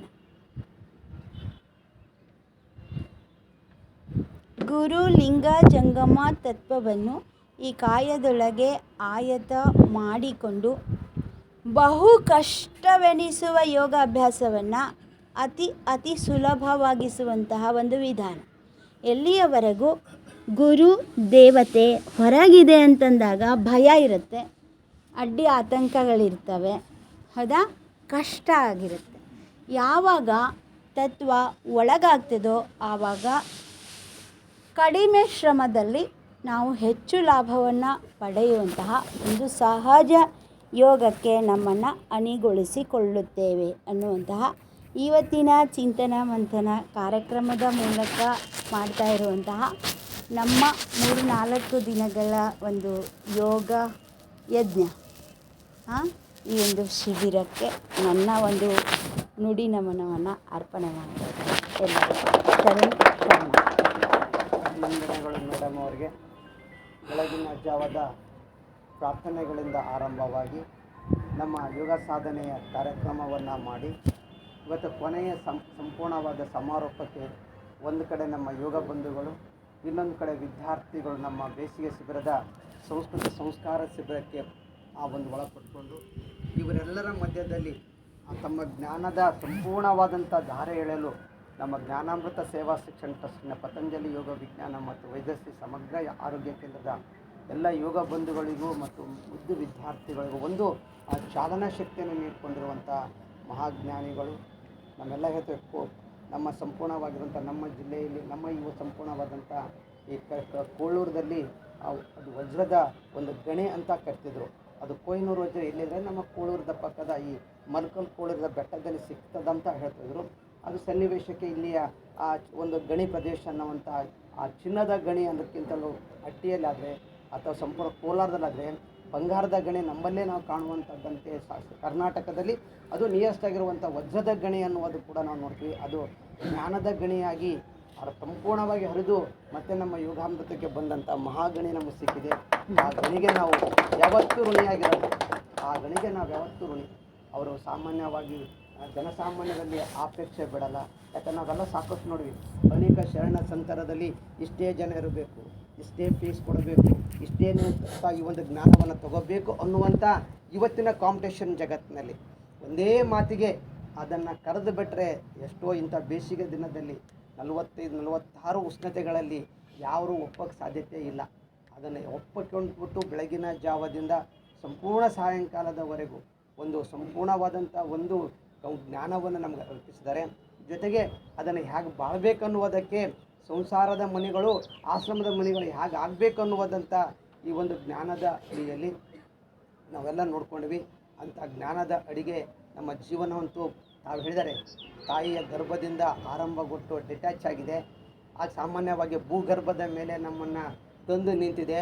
ಇದನ್ನು ಅಟ್ಯಾಚ್ ಆಗಿರುವಂಥ ಡಿಟ್ಯಾಚ್ ಮಾಡಬೇಕಾದ್ರೆ ಅವ್ರ ಪುಸ್ತಕ ಇದೆ, ಅಂತಿಮ ಯಾತ್ರೆ ಅಂತ ಓದಬೇಕು. ತಾವೆಲ್ಲ ಪುಸ್ತಕ ತೊಗೊಂಡು ಈ ಕಾಲದಲ್ಲಿ ಕೂಡ ಅಂತಿಮ ಯಾತ್ರೆಯನ್ನು ಓದಿಬಿಡಿ, ಬದುಕು ಏನಂತ ಗೊತ್ತಾಗ್ತದೆ. ಸಾಮಾನ್ಯವಾಗಿ ಹುಟ್ಟಿರ್ತೀವಿ, ನಾಳೆ ಸಾಯ್ತೀವಿ. ಸಾಯುವ ಮಧ್ಯದಲ್ಲಿ ನೋಡ್ತೀವಿ, ನಮ್ಮ ಸಾಮಾನ್ಯವಾಗಿ ಹುಟ್ಟಿದ ತಾಯಿಯ ಗರ್ಭದಿಂದ ಹೊರಗೆ ಬಂದರೆ ಶಿಶು ಅಂತ ಕರೀತಾರೆ, ಸ್ವಲ್ಪ ಬೆಳೆದ್ರೆ ಬಾಲ್ಯ ಅಂತ ಕರೀತಾರೆ, ಸಂಪೂರ್ಣವಾಗಿರುವಂಥ ಮುಂದಿನ ನಮ್ಮ ಸ್ಥಿತಿಯಲ್ಲಿ ಬರಬೇಕಾದ್ರೆ ಯೌವನಕ್ಕೆ ಅಂತ ಕರೀತಾರೆ, ವಯಸ್ಕರಾಗ್ತಾರೆ, ಮುಪ್ಪಾಗ್ತಾರೆ. ಈ ಸರ್ಕಲದಲ್ಲಿ ಎಷ್ಟೆಷ್ಟೋ ಬದಲಾವಣೆಯಾಗಿ ಆನಂದದಿಂದ ಹೋಗುವಂಥ ಆ ಒಂದು ಯಾತ್ರೆಯ ಪ್ರಯೋಗವನ್ನು ಅವ್ರು ಮಾಡಿದ್ದಾರೆ. ಅದಕ್ಕಾಗಿ ಇವತ್ತಿನ ದಿನ ಇದಕ್ಕೆ ಸಂಪೂರ್ಣವಾಗಿರುವಂಥ ನಮ್ಮ ಯೋಗ ಬಂಧುಗಳ ಬೆಂಬಲ ನಮ್ಮದೇನೂ ಅಲ್ಲ, ಸುಮ್ಮನೆ ಕಾರಣೀಕರ್ತ ಅಷ್ಟೇ. ಅವುಗಳ ಮಧ್ಯದಲ್ಲಿ ಯೋಗ ಬಂಧುಗಳಾಗಿ ಹಿರಿಯರಾಗಿ ನಮಗೆ ಯಾವತ್ತೂ ಆ ಒಂದು ಅಲ್ಲಿಂದ ಹಿಡ್ಕೊಂಡು ಯಾವ ಗುಡಿಯಿಂದ ಹಿಡ್ಕೊಂಡು ಯೋಗ ಸಾಧನೆಗಾಗಿ ಬಳಕೆ ಮಾಡಿದಂಥ ನಮ್ಮ ಕೋಶಾಧ್ಯಕ್ಷರಿದ್ದಾರೆ.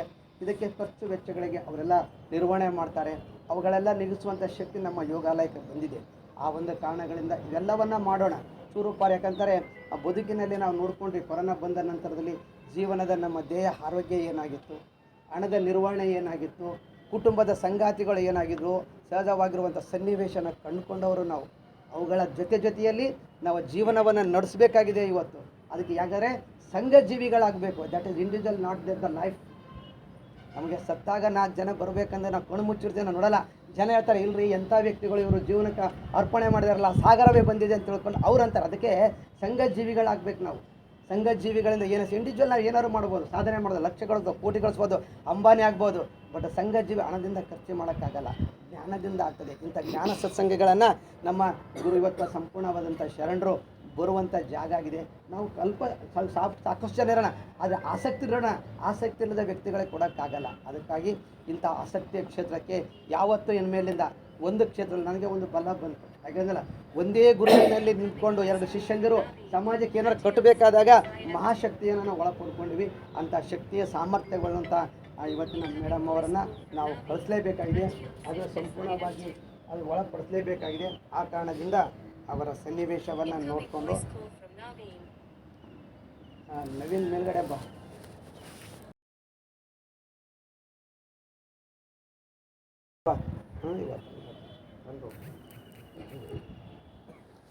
ಸಾಮಾನ್ಯವಾಗಿರುವಂಥ ಈ ಒಂದು ಸಮಾರೋಪ ಅಂತ ನಾವು ಮಾಡಲೇಬೇಕು. ಬಂದವರನ್ನು ಅವರು ನಮ್ಮವರೇ ಆದರೂ ಕೂಡ ನಮ್ಮ ಬಂದಿರೋ ಒಂದು ಸನ್ನಿವೇಶಕ್ಕೆ ಅದು ನಮ್ಮ ಒಂದು ಸಂಸ್ಥೆ ಇದೆ, ಟ್ರಸ್ಟ್ ಇದೆ. ಆ ಟ್ರಸ್ಟಿಂದ ಅವರಿಗೆ ನಾವು ಬೀಳ್ಕೊಡುವಂಥ ಕೆಲಸ ಆಗಬೇಕು. ಅದಕ್ಕಾಗಿ ಇಂಥ ಕಾರ್ಯನ ಯಶಸ್ವಿ ಮಾಡಿದ ಅವರಿಗೆ ಧನ್ಯವಾದ ಹೇಳ್ತಾ, ಹೊನ್ನಾರೆಡ್ಡಿ ಸರ್ ಅವರು ಈ ಕಾರ್ಯಕ್ರಮದ 1-2 ಅನಿಸಿಕೆಗಳನ್ನ ಹೇಳಬೇಕಂತ ಅವ್ರಿಗೆ.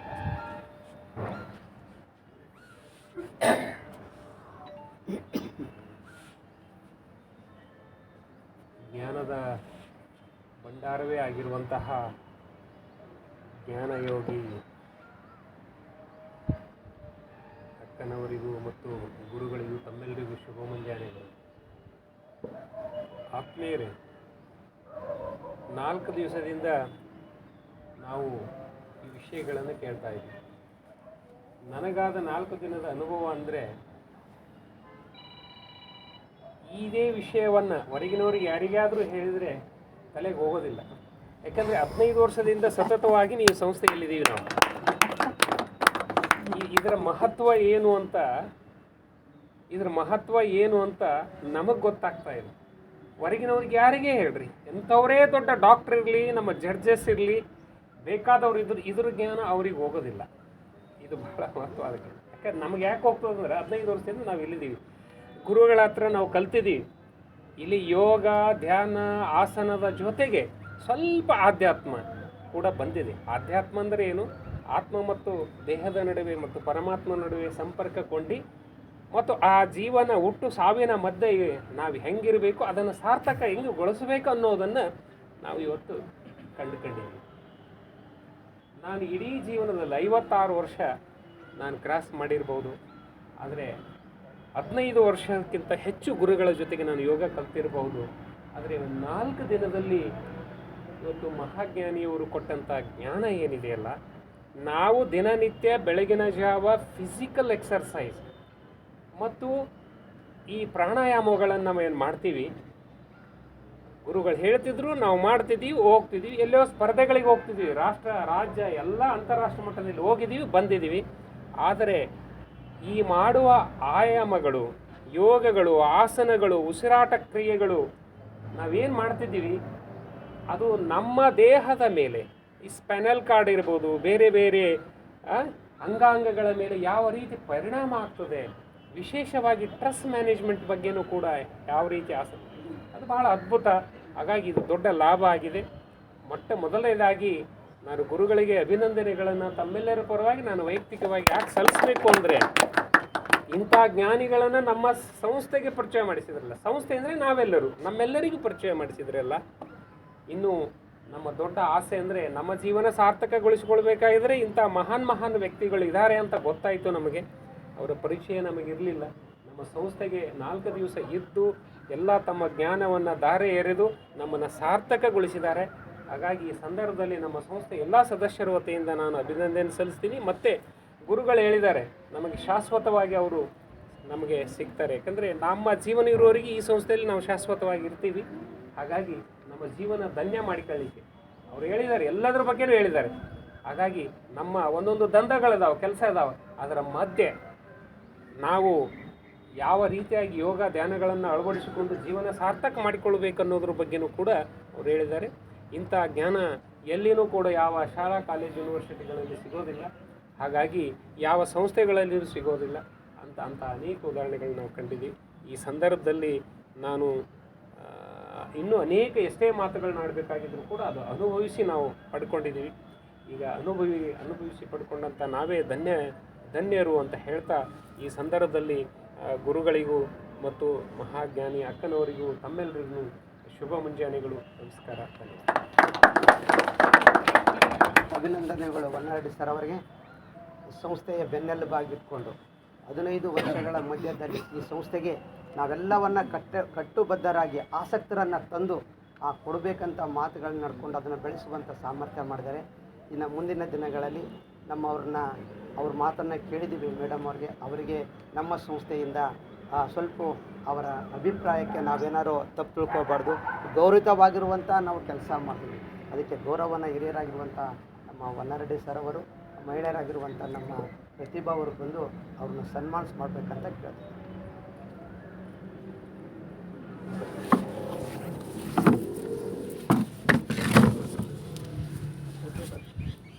ಬರೀ ಬುಕ್ಸ್ ಬಂತು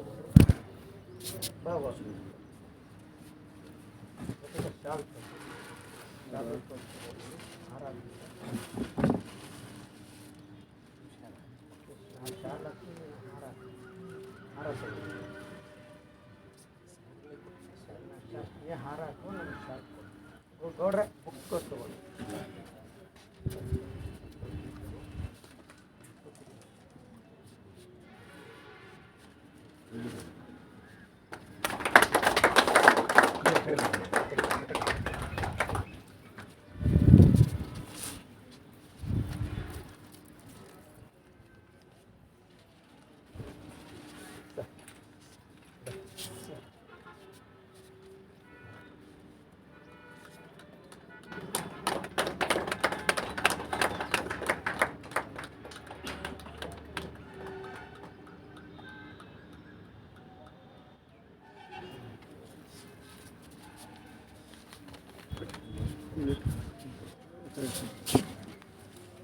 ಎಲ್ಲರೂ ಸ್ವಲ್ಪ ಫೋಟೋ ತೊಗೊಂಡ್ಬಿಡಮ್ರಿ. ಎಲ್ಲ ಇಲ್ಲ ಸ್ವಲ್ಪ ಮಾತು ಅವಸರ ಮಾಡಬೇಡ್ರಿ. ಸ್ವಲ್ಪ ನಾನೆಲ್ಲವನ್ನ ರೆಡಿ ಮಾಡಿ ಬರಲ್ಲ, ಆದರೂ ಕೂಡ ಅದಕ್ಕೆ ತಮ್ಮ ಸ್ಥಿರಭಾಗದಲ್ಲಿ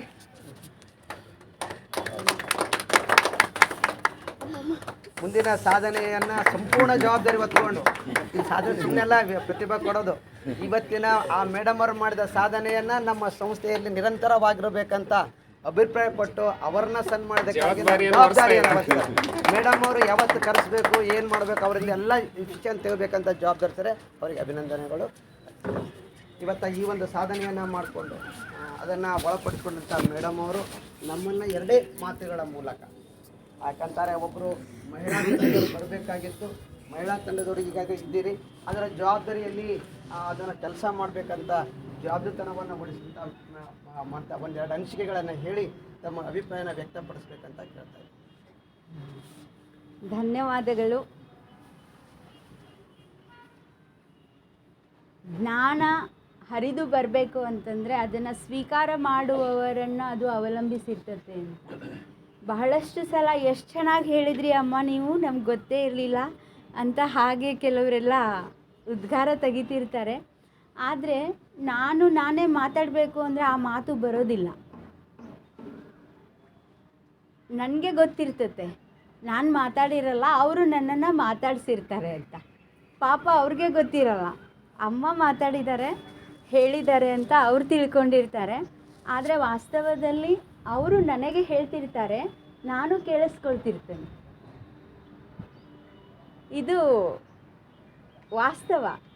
ಹೌದು, ಹೊರಗಡೆ ಪರಿಸ್ಥಿತಿ ಹಾಗೆ ಕಾಣಿಸುತ್ತೆ, ನಾನು ಹೇಳ್ತೀನಿ ನೀವು ಕೇಳ್ತೀರಿ ಅಂತ. ಆದರೆ ವಾಸ್ತವ ಏನು ಅಂದರೆ ನೀವು ಹೇಳ್ತಿರ್ತೀರಿ, ನಾನು ಕೇಳಿಸ್ಕೊಳ್ತಿರ್ತೀನಿ ಅಂತ. ಹೀಗೆ ಇರೋದು. ಈಗ ನಾವು ಗುರುಗಳ ಪಾದಕ್ಕೆ ಹೋಗಿ ನಮಸ್ಕಾರ ಮಾಡ್ತೀವಿ, ಅದೊಂದು ಪದ್ಧತಿ ನಮ್ಮಲ್ಲಿ, ಶಿಷ್ಟಾಚಾರ. ಹಿರಿಯರ ಪಾದಕ್ಕೆ ಹೋಗಿ ಹಣೆ ಹಚ್ಚಿ ನಮಸ್ಕಾರ ಮಾಡುವುದು. ಅದರ ಅರ್ಥ ಏನು? ನಾವೇನು ತಿಳ್ಕೊಳ್ತೀವಿ, ಇವ್ರ ಗುರುಗಳು ಅಲ್ಲ, ಪಾದಕ್ಕೆ ಹಣೆ ಹಚ್ಚಿದವರು ಶಿಷ್ಯರು ಅಲ್ವಾ, ಭಕ್ತರು, ಹೀಗೆ ತಿಳ್ಕೊಳ್ತೀವಿ. ಇಲ್ಲಿ ಗುರುಗಳು ಮತ್ತು ಇವರ ಪಾದ, ಇವರ ಹಣೆ ಅಲ್ಲಿ ಬಾಗಿದೆ, ಗುರು ಭಕ್ತ, ದೇವ ಭಕ್ತ ಅಂತ ಹೀಗೆ ಅಂದ್ಕೊಳ್ತೀವಿ. ಆದರೆ ವಾಸ್ತವ ಏನು ಗೊತ್ತಾ? ಗೆಸ್ ಮಾಡಿ. ಯಾವ ಪಾದಕ್ಕೆ ಹಣೆ ಹಚ್ಚಿದ್ದೀರೋ ಆ ಗುರು, ನಾವು ಯಾವ ಗುರುಪಾದ ಅಂದ್ಕೊಂಡು ನಮ್ಮ ಹಣೆಯನ್ನು ಪಾದಕ್ಕೆ ತಾಕಿಸಿದ್ದೀವೋ ಆ ಗುರುಪಾದ ನಿಜವಾಗಿಯೂ ನೀನು ತಾಕಿಸಿದ ತಲೆಯೊಳಗೇನೆ ಆ ಶಿರಸ್ಸಿನ ಬ್ರಹ್ಮರಂಧ್ರದಲ್ಲಿಯೇ ಸ್ಥಿರವಾಗಿ ಶಾಶ್ವತವಾಗಿ ವಾಸ್ತವ್ಯ ಹೂಡಿದೆ ಅನ್ನೋದನ್ನು ನೆನಪಿಸ್ಕೊಡೋದಕ್ಕೆ ಅದೊಂದು ರೂಪಕ. ಅದಕ್ಕೆ ನಮ್ಮ ವಚನಗಳಲ್ಲಿ ಹೇಳ್ತಾರೆ, ಬಂದು ಪಾದಕ್ಕೆ ಬಾಗಿದವನು ಶಿಷ್ಯ ಅಲ್ಲ, ಪಾದಕ್ಕೆ ನಮಸ್ಕಾರ ಮಾಡಿಸಿಕೊಂಡವನು ಗುರು ಅಲ್ಲ. ಈ ಸತ್ಯ ಹೇಳ್ತಾರೆ ನಮ್ಮ ವಚನದಲ್ಲಿ. ವಚನ ಅರ್ಥ ಏನು ಗೊತ್ತಾ? ಸತ್ಯ ಹೇಳೋದು. ವಚನ ಅಂದರೆ ಸತ್ಯ. ಹೌದು, ಸತ್ಯ ಏನಾಗೈತೆ ಅಂದರೆ ಒಂದು ಆವರಣದಿಂದ ಆವರಿಸ್ಕೊಂಡೈತೆ. ನೀವು ಹೇಳ್ತೀರಲ್ಲ, ಸತ್ಯಶ್ಚಾಚಪಿ ಮುಖಂ ಹಿತಂ ಅಂತ, ಹೌದಾ? ಅದು ಸೂರ್ಯನ ಹಿಂದಿರುವಂತಹ ಸತ್ಯ ಏನಾಗಿದೆ ಅಂತಂದರೆ ಒಂದು ಹಿತವಾದ ಆವರಣದಿಂದ ಮುಚ್ಚಿಕೊಂಡಿದೆ, ಆ ಸತ್ಯವು ಆವರಿಸಿಕೊಂಡಿದೆ. ಹಾಗೆ ನಾವು ಮಾಡುವಂತಹ ಯಾವುದೇ ಹೇಳುವಿಕೆ, ಕೇಳುವಿಕೆ, ಬಾಗುವಿಕೆ, ಕೊಡುವಿಕೆ, ತೆಗೆದುಕೊಳ್ಳುವಿಕೆ, ಮಾಡುವಿಕೆ ಇವೆಲ್ಲವೂ ಕೂಡ ಒಂದು ಬಗೆಯ ಅಜ್ಞಾನದಿಂದ ಆವರಿಸಲ್ಪಟ್ಟಿವೆ. ಆ ಆವರಣವನ್ನು ಭಂಗಗೊಳಿಸೋದನ್ನೇ ವಚನ ಅಂತ ಹೇಳೋದು. ವಚನಗಳು ಯಾಕೆ ಬಂತು ಶರಣರಿಂದ ಅಂದರೆ ಆ ಅಜ್ಞಾನದ ಆವರಣವನ್ನು ಭಂಗಗೊಳಿಸುವ ರೀತಿಯಲ್ಲಿ ಅವರು ಮಾತನಾಡಿದರು. ನಮಸ್ಕಾರ ಮಾಡಿಸಿಕೊಳ್ಳುವವನು ಗುರುವಲ್ಲ, ಬಂದು ಪಾದಕ್ಕೆ ಎರಗುವವನು ಗುರು. ಇದು ಶರಣರು ಹೇಳ್ತಾರೆ. ನಾವು ನಮ್ಮ ಮನೆಗೆ ಗುರುಗಳು ಬಂದರು, ಗುರುಗಳ ಪಾದಕ್ಕೆ ನಮಸ್ಕಾರ ಮಾಡ್ತೀವಿ, ಪಾದ ಪೂಜೆ ಮಾಡ್ತೀವಿ ಅಲ್ವಾ? ಅದು ಅಜ್ಞಾನದಲ್ಲಿ ನಡೆಯುವ ವ್ಯವಹಾರ. ನಿಜವಾದ ಜ್ಞಾನ ಏನಂದರೆ, ನಮ್ಮ ಮನೆಗೆ ಬಂದವನು ಜಂಗಮ, ಅವನಲ್ಲಿ ಚೇತನವಿದೆ ಅನ್ನೋದನ್ನು ಗುರುತಿಸುವ ಶಕ್ತಿ ನಿನ್ನಲ್ಲಿದೆ ಅಂದಮೇಲೆ ನೀನೇ ಗುರು. ಗುರುತ್ವ ಇದೆಯಲ್ಲ, ನಿನ್ನಲ್ಲಿ ಗುರುತ್ವ ಇಲ್ಲ ಅಂದರೆ ಮನೆಗೆ ಬಂದ ಅತಿಥಿ ಆತ ಜಂಗಮ ಚೇತನ ಅಂತ ನಿನಗೆ ಹೇಗೆ ಗುರುತಿಸೋಕ್ಕಾಗ್ತಿತ್ತು? ಅದಕ್ಕೆ ಬರೀ ಗುರು ಹೇಳಿಲ್ಲ, ಬರೀ ಲಿಂಗ ಹೇಳಿಲ್ಲ, ಜಂಗಮ ತತ್ವ ಹೇಳ್ತಾರೆ. ಹೌದಾ? ಚೇತನವನ್ನು ಗುರುತಿಸುವ ಗೃಹಸ್ಥ, ಮನೆಗೆ ಬರುವ ಜ್ಞಾನಿ. ಹೌದಾ? ಜಂಗಮ ಅಂದರೆ ಜ್ಞಾನಿ. ಮನೆಗೆ ಬರುವ ಜ್ಞಾನಿಯನ್ನು ಗುರುತಿಸುವಂತಹ ಶಕ್ತಿ ಗೃಹಸ್ಥನಲ್ಲಿರುವುದರಿಂದ ಗೃಹಸ್ಥನೇ ಗುರು. ಹೌದಾ? ಅದು ಅವರಿಬ್ಬರ ನಡುವೆ ನಡೆಯುವ ಆಚರಣೆ, ಅದು ಲಿಂಗ. ಅತಿಥಿ ಜಂಗಮ ಅಂತ. ಹಾಗೆ ಗುರು, ಲಿಂಗ, ಜಂಗಮ. ಹೀಗೆ ಈ ಸತ್ಯವನ್ನು ಪ್ರಕಾಶಗೊಳಿಸೋದಕ್ಕೆ ವಚನಗಳು ಅಂತ. ಹಾಗೆ ಆವರಣವನ್ನು ಭಂಗಗೊಳಿಸುವುದು.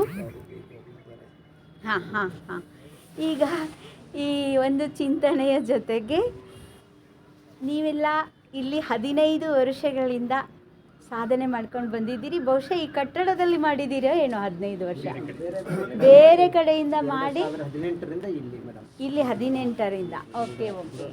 ಅಂದರೆ 6 ವರ್ಷಗಳ ಹಿಂದೆ ಶ್ರೀ ನಾರಾಯಣ ಗುರೂಜಿಯವರು ಬಂದು ಇದನ್ನು ಉದ್ಘಾಟನೆ ಮಾಡಿಕೊಟ್ರು. ಅದಕ್ಕೂ ಮುಂಚೆ ಇನ್ನೂ 8 ವರ್ಷ ನೀವು ಹೊರಗಡೆ ಕೆಲಸ ಮಾಡಿದ್ದೀರಿ. ಒಟ್ಟು 15 ವರ್ಷಗಳ ಒಂದು ಇತಿಹಾಸ ಅಂತ. ಹಾಗೆ ನಿರಂತರವಾಗಿ ಸಾಧನೆ ನೋಡಿ ಅಲ್ವಾ. ಇದೊಂದು ಹರಿಯುತ್ತಿರುವ ಗಂಗೆಯಂತೆ ನಾನು ದಾರಿ ಹೋಗಲು ಒಂದಿಷ್ಟು ತ್ರಷೆಯನ್ನು ಹಿಂಗಿಸಿಕೊಳ್ಳುವಂತೆ ನನ್ನ ಬೊಗಸೆಯಲ್ಲಿ ನಾನು ಎತ್ಕೊಂಡಿದ್ದೇನೆ. ಆ ಒಂದು ಸಂತೃಪ್ತಿ ನನಗಿದೆ. ಯಾಕಂದರೆ ಇದೆಲ್ಲ ಮರುಭೂಮಿ, ಯಾರು ನಮ್ಮ ಜ್ಞಾನ ಕೇಳೋರೇ ಇಲ್ಲ. ಅಥವಾ ಬರೀ ಊಟ ಮಾಡಿದ್ರಾ, ನಿದ್ದೆ ಮಾಡಿದ್ರಾ, ಇಷ್ಟೇ ವಿಚಾರ ಮಾಡೋರಿದ್ದು ನಮ್ಮ ಹತ್ರ ಇರೋ ಜ್ಞಾನನ ಕೇಳೋದಕ್ಕೆ ಹೇಳಬೇಕು ಅಂದರೆ ಅವರು ಗಾಢವಾಗಿ ನಿದ್ರೆ ಮಾಡ್ತಾ ಇರೋದು, ಅಥವಾ ತಮ್ಮ ಸಂಸಾರದ ಕೆಲಸದಲ್ಲಿ ಗಡಿಬಿಡಿನಲ್ಲಿರೋದು. ಅವ್ರು ನಮಗೆ ಮುಖಕ್ಕೆ ಮುಖನೇ ಸಿಕ್ಕಿಲ್ಲ ಅಂದರೆ ಏನು ಹೇಳೋದು, ಏನು ಕೇಳೋದು ಅಲ್ವಾ. ಹಾಗೆ ಅಂತಹ ಮರುಭೂಮಿ ಥರ ಇರುವಂತಹ ಈ ಸಂಸಾರಿಕರ ನಡುವೆ ಇದೊಂದು ಓಯಸಿಸ್ ಥರ. ನಮಗೆ ಯೋಗ, ನಿರಂತರ ಯೋಗ. ಈಗ ನನಗೆ ನಾನೇ ಬರ್ತೀನಿ, ನೀವು ಎಷ್ಟೆಲ್ಲ ಜನ ಬರಬೇಕು, ಕೂಡಿಸ್ಬೇಕು ಅಂದರೆ ಎಷ್ಟು ಲಾಗ ಹೊಡಿಬೇಕು, ಸರ್ಕಸ್ ಮಾಡಬೇಕು ಅಲ್ವಾ. ಅದು ಎಷ್ಟು ಕಷ್ಟ. ಬ್ಯಾನರ್ ಹಾಕಬೇಕು, ಪಾಂಪ್ಲೆಟ್ ಕೊಡಬೇಕು, ಮೀಡಿಯಾಗೆ ಹೋಗಬೇಕು, ಅದೆಷ್ಟು ಅವಸರ. ಅದೇನು ಮತ್ತೆ ಅವರು ಯಾರ್ಯಾರು ಮಾಡಿರ್ತಾರೆ ಅವ್ರಿಗೆಲ್ಲ ಸನ್ಮಾನ ಮಾಡಬೇಕು ಅಲ್ವಾ. ಮತ್ತು ವೇದಿಕೆ ಕೊಡಬೇಕು, ಅವ್ರಿಗೆ ವೇದಿಕೆ ಕೊಟ್ಟಿಲ್ಲ ಅಂದರೆ ಸಿಟ್ಟು. ಎಷ್ಟೆಲ್ಲ ಕಸ ಹುಟ್ಟುತ್ತೆ ಒಂದು ಏನಾದ್ರು ಸೃಷ್ಟಿ ಮಾಡಬೇಕಂದ್ರೆ. ಆದರೆ ಇಲ್ಲಿ ಕಸವೇ ಇಲ್ಲ. ಹಸನಾದ ಒಂದು ಸುಂದರವಾದ ಅಂತಹ ಒಂದು ಸತ್ಯ ಬ್ರಹ್ಮ ವೇದಿಕೆ ಅಂತಾರಲ್ಲ, ಇದನ್ನೇ ಬ್ರಹ್ಮ ವೇದಿಕೆ. ಬ್ರಹ್ಮ ಅಂದರೆ ಕಸ ಇಲ್ಲ ಅಂತ. ಈಗ ಒಂದು ವಸ್ತುನ ನೀವು ಸದುಪಯೋಗ ಮಾಡಿಕೊಂಡು ಕಸನೇ ಹುಟ್ಟಿಲ್ಲ. ಈಗ ಒಂದು ಬಟ್ಟೆ ತಗೊಳ್ತೀರಿ, ಅದನ್ನು ನೀವು ಹಳೆದಾದ್ಮೇಲೆ ತುಪ್ಪಟ ಮಾಡ್ತೀರಿ, ಮತ್ತು ಹಳೆದಾದ್ಮೇಲೆ ಮಸೇರ್ವಿ ಮಾಡ್ತೀರಿ, ನೆಲ ಒರೆಸ್ತೀರಿ, ಆಮೇಲೆ ಅದನ್ನು ಸುಟ್ಟು ಮೊರಕ್ಕೆ ಬಣ್ಣ ಮಾಡ್ತೀರಿ ಅಲ್ವಾ. ಹಾಗೆ ಕಸನೇ ಸಿಗಲಿಲ್ಲ ನೋಡಿ. ಅದು ಆತ್ಮಕಥೆ ಹೇಳ್ತೈತಲ್ಲ, ಹಾಗೆ ಎಲ್ಲಿ ಕಸವೇ ಇಲ್ಲ. ನಿರಂತರ ಸಾಧನೆ. ಆ ಬಿಲ್ಡಿಂಗ್ನಲ್ಲೂ ಸಾಧನೆ, ಈ ಬಿಲ್ಡಿಂಗ್ನಲ್ಲಿ ಬಂದರೂ ಸಾಧನೆ. ಯಾವುದು ಸಿಕ್ಕಿಲ್ಲ ಅಂದರೆ ಸ್ವಂತ ಬಿಲ್ಡಿಂಗ್ ಮಾಡಿಕೊಂಡು ಸಾಧನೆ ಅಲ್ವಾ. ಹಾಲಲ್ಲಿ ಮಾಡೋಕ್ಕಾಗಲ್ಲ ಅಂದರೆ ಟೆರೆಸ್ ಮೇಲೆ ಬಂದು ಸಾಧನೆ. ನೋಡಿ ಕೋವಿಡ್ನಲ್ಲಿ ಒಂದು ಕಡೆ ಕೂಡೋಕ್ಕೆ ಅವಕಾಶ, ಗುಡ್ಡದಲ್ಲಿ ಹೋಗಿ ಸಾಧನೆ ನೋಡಿ. ಎಂತೆಂಥ ಅದ್ಭುತವಾದ ಚಾರಿತ್ರ್ಯವುಳ್ಳಂತಹ ತಮ್ಮ ಶ್ರೀಪಾದಕ್ಕೆ ನಮೋ ನಮೋ. ಇನ್ನು ನಮೋ ನಮೋ ಅಂದಮೇಲೆ ನೀವು ಹೇಳಿದ ಹಾಗೆ ಕೇಳಬೇಕು. ಈಗ ನಮ್ಮ ನರಸಿಂಹ ಹೆಸರು ಕೇಳಿದ ತಕ್ಷಣ ನಂಗೆ ಭಯ ಆಗಿತ್ತು. ಇದೇನಪ್ಪ ನರಸಿಂಹ ಅಂತ ಅಂದ್ಕೊಂಡಿದ್ದೆ. ಆದರೆ ಅವರು ನಾರಾಯಣ, ಸೌಮ್ಯ ನಾರಾಯಣರಾಗಿದ್ದಾರೆ. ಮತ್ತು ಲಕ್ಷ್ಮೀ ಸಮೇತ ನಾರಾಯಣ ಇರೋದ್ರಿಂದ ಇನ್ನೂ ಸಮಾಧಾನವಾಗಿ ನನಗೆ ಎಲ್ಲ ರೀತಿಯಲ್ಲೂ ಅನುಕೂಲ ಮಾಡಿಕೊಟ್ರು. ಅಂದರೆ ಅಡೆತಡೆ, ಅನುಕೂಲ ಅಂದರೆ ಏನು, ಅಡೆತಡೆ ಮಾಡಿಲ್ಲ ನನಗೆ. ನನ್ನ ಯಾವ ಚಲನೆಗೂ ಕೂಡ ಅಡೆತಡೆ ಮಾಡಿಲ್ಲ. ಅದೇ ನನಗೆ ಬೇಕಾಗಿರೋದು. ಸೌಲಭ್ಯಗಳಿಗಿಂತ ನನಗೆ ಏನಾದ್ರು ಸೌಲಭ್ಯ ಮಾಡಿಕೊಡೋಕ್ಕೆ ಹೋಗಿ ನನಗೆ ಅಡೆತಡೆ ಆಗುತ್ತೆ. ಕೂಡ್ತೀರಾ, ನಿಲ್ತೀರಾ, ಮಲ್ಕೋತೀರಾ, ಹೇಳ್ತೀರಾ, ಉಣ್ತೀರಾ ಅಂತ ಕೇಳ್ತಿದ್ದಂಗೆ ನಂಗೆ ಅಡೆತಡೆ ಆಗುತ್ತೆ. ಅದೆಲ್ಲ ಹೇಳ್ದಂಗೆ ಕೇಳ್ದಂಗೆ ನಡೀತಾ ಇರಬೇಕು.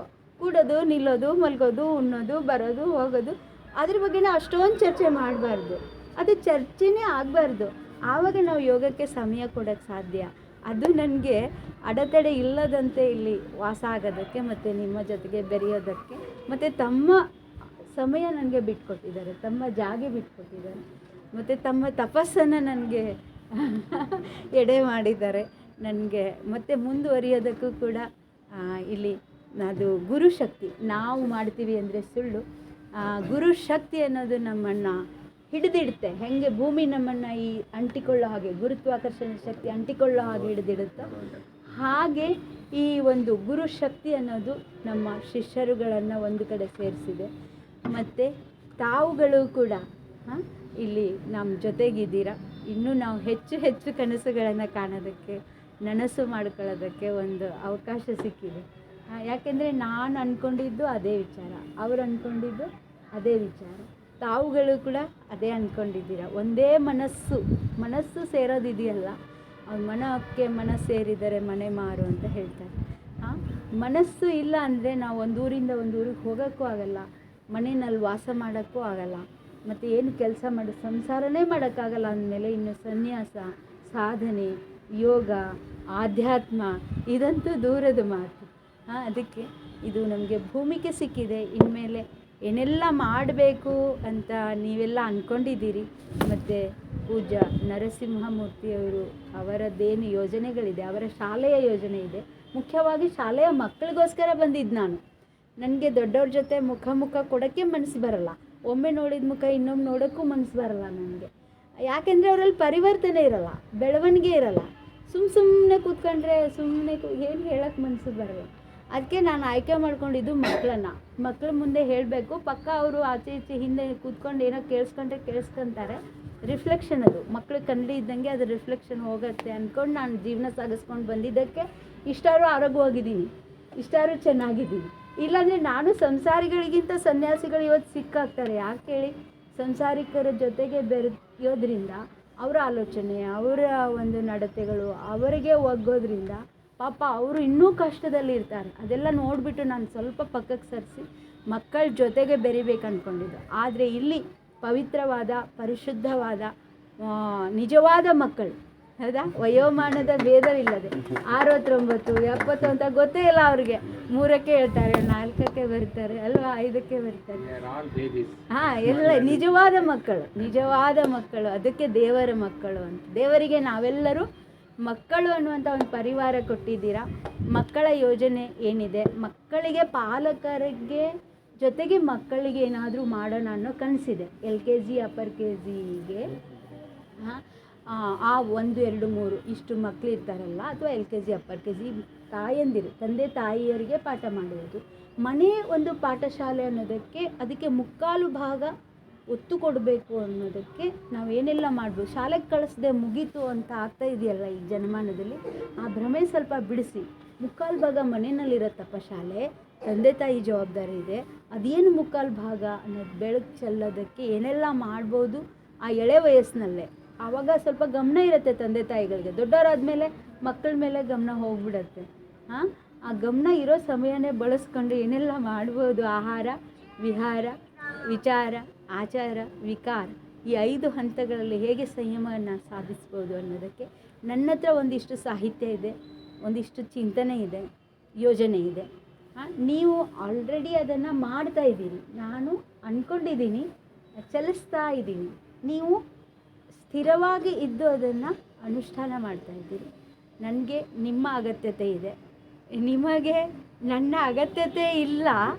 ಆದರೆ ನಿಮಗೆ ಒಂದು ಖುಷಿ, ನಾನು ಎಡಿಷನ್ ಇದ್ದ ಹಾಗೆ. ನನಗೆ ಯಾವುದೇ ಸಮಯಕ್ಕೆ ನೀವು ಹೀಗೆ ಅಂತ ಒಂದು ಸೂಚನೆ ಕೊಟ್ಟರು ಸಾಕು, ನಾನು ಇಲ್ಲಿ ನನ್ನ ಸೇವೆ ಸಲ್ಲಿಸೋದಕ್ಕೆ ಸಿದ್ಧವಾಗಿರ್ತೇನೆ. ಅದ್ಭುತವಾದಂಥ ಜ್ಞಾನಿಗಳ ಜೊತೆಯಲ್ಲಿ 1-2 ಮಾತಾಡಿದರು. ಸನ್ಯಾಸಿ ಸಂಕಟ ಸಂಸಾರದ್ರ ಕಷ್ಟ, ಸಂಸಾರ ಸಂಕಟ ಸನ್ಯಾಸಿ ಇರೋದ್ರ ಕಷ್ಟ ತಮ್ಗೆ ಗೊತ್ತಿರಬೇಕು. ಅವೆರಡನ್ನು ಅನುಭವಿಸುವಂಥ ಕಲೆ ನನಗೆ ಕಲಿಸ್ಕೊಟ್ಟಿದ್ದಾರೆ ಅವರು. ನಾನು ಸಂಸಾರಸ್ಥ, ನನ್ನ ಜೊತೆಗೆ ಹೆಂಗೆ ಹೊಂದಾಣಿಕೆ ಬೇಕನ್ನುವಂಥ ಕಲೆನ ಅವ್ರು ಕಲ್ತ್ಕೊಂಡ್ರು ಅಂತ ನಾನು ತಿಳ್ಕೊಂಡಿದ್ದೀನಿ. ನನಗೆ ಎಲ್ಲಿ ಒಂದು ಚೂರನ್ನು ಆಗಿರೋದು ಅದು ಬೇಕು ಇದು ಬೇಕಂತ ಸಂಸಾರದವ್ರು ನಮ್ಗೆ ಗೊತ್ತಿರ್ತದೆ. ನಾನು ಅವರಿಂದ ಏನೇನು ಬೇಕು ಅನ್ನುವಂಥ ನಮ್ಮ ಸಾಯಂಕಾಲದ ಮಹಿಳಾ ತಂಡದವ್ರು ಅನುಭವಿಸ್ತಾರೆ. ಪಾಪ ನೀವೆಲ್ಲ ಬೆಳಗಿನ ತಂಡದ ಉತ್ತಮ ಗಾಳಿ ಬೆಳಕು ಬರ್ತಿತ್ತು. ಇಲ್ಲಿ ಅವರು ಅನುಭವಿಸ್ಕೊಂಡಿದ್ದಾರೆ. ಅಂದರೆ ಅವರೊಬ್ಬರ ನಮ್ಮಿಬ್ಬರ ಮಧ್ಯದಲ್ಲಿ ಸಂಸಾರ ಸನ್ಯಾಸವನ್ನು ನಡ್ಕೊಂಡು ಜ್ಞಾನದಾಹವನ್ನು ಕೊಡುವಂಥ ವ್ಯಕ್ತಿಗಳು ಸಿಕ್ಕಿದ್ದು ಒಬ್ಬರೇ. ಸಾಮಾಜಿಕ ಯಾರು ಸಿಗೋಕ್ಕೆ ಸಾಧ್ಯತೆ ಇಲ್ಲ, ತಿಳ್ಕೊಬೇಕು. ಅನೇಕ ಗುರುಗಳು ಬಂದಾರೆ, ಅನೇಕ ಸಂದರೆ ನನ್ನನ್ನು ಏನೇನು ಕಾಡಿದ್ದಾರೆ ನನಗೆ ಗೊತ್ತಿರ್ತಾರೆ, ನಿಮಗೆ ಗೊತ್ತಿರಂಗಿಲ್ಲ. ನಿಮ್ಗೆ ಅಷ್ಟು ಸುಲಭ ಅಲ್ಲ. ಸುಮ್ಮನೆ ಜಸ್ಟ್ ಬಾಹ್ಯ ರೂಪದಲ್ಲಿ ಬಂದು ಹೋಗೋರು ನೀವು. ಆಂತರಿಕವಾದಂಥ ಶಕ್ತಿಯನ್ನು ಪಡ್ಕೋಬೇಕಾದಾಗ ಕಟ್ಟಿದವನಿಗೆ ಗೊತ್ತಿರ್ತದೆ, ಕಾಯೋರಿಗೆ ಗೊತ್ತಿರಂಗಿಲ್ಲ. ಯಾಕಂದ್ರೆ ನಿಮ್ಮನ್ನು ಹಿಡ್ಕೊ ಕೂಡ ಸ್ನಾನ ಆಗಂಗಿಲ್ಲ. ನಿಮ್ಮ ಕೆಲಸ ಇದ್ದಾವೆ, ಬೊಗ್ಸಿದ್ದಾವೆ, ನೀವು ಹೋಗಲೇಬೇಕಾಗ್ತದೆ. ನನಗೆ ಪುಣ್ಯಕ್ಕೆ ರಿಟೈರ್ಮೆಂಟ್ ಆದಮೇಲೆ ಇಂಥ ವ್ಯಕ್ತಿಗಳು ಸಿಕ್ಕೊಂಡು ಇನ್ನೂ ಕಲಿಯುವಂಥ ಭಾಗ್ಯ ಬಂತಲ್ಲ, ಅಂಥ ಒಬ್ಬ ಮಹಾಗುರುಗಳು ನಮ್ಮಲ್ಲಿ ಬಂದು ಅವರ ಮಧ್ಯದಲ್ಲಿ ನಮ್ಮ ಭಾವಚಿತ್ರ ಉಳ್ಕೊಂಡು ಯಾವತ್ತೂ ಶಾಶ್ವತವಾಗಿ ನಮಗೆ ಕರೆದಾಗ ಬರ್ತೀವಂಥ ಮಾತು ಕೊಟ್ಟಿರುವಂಥ ಮಹಾ ಜ್ಞಾನಿಗಳಿಗೆ ಅಭಿನಂದಿಸಿ ನಮ್ಮ ಎಲ್ಲ ಭಾವಚಿತ್ರಕ್ಕೆ ಅವಕಾಶ ಕೊಡಿ. ಚೇರ್ ಮೇಲೆ ಬನ್ನಿ, ಅದನ್ನು ಶಾನು ಮತ್ತು ಅವರಿಗೆ ಅರ್ಪಣೆ ಮಾಡ್ಕೊಂಡು ಅವರ ಜೊತೆಯಲ್ಲಿ ನಾವೆಲ್ಲ ನಿಲ್ಲುವಂಥದ್ದು. ಮಕ್ಕಳು ಮುಂದೆ ಕೂತ್ಕೋಬೇಕು. ನಮ್ಮ ಮಹಿಳೆಯರು ಜಾಗ ಸಹಿತ ಪಕ್ಕಕ್ಕೆ ಬರ್ರಿ ಮೇಡಮ್. ಅಷ್ಟೊಂಬ ಇಲ್ಲ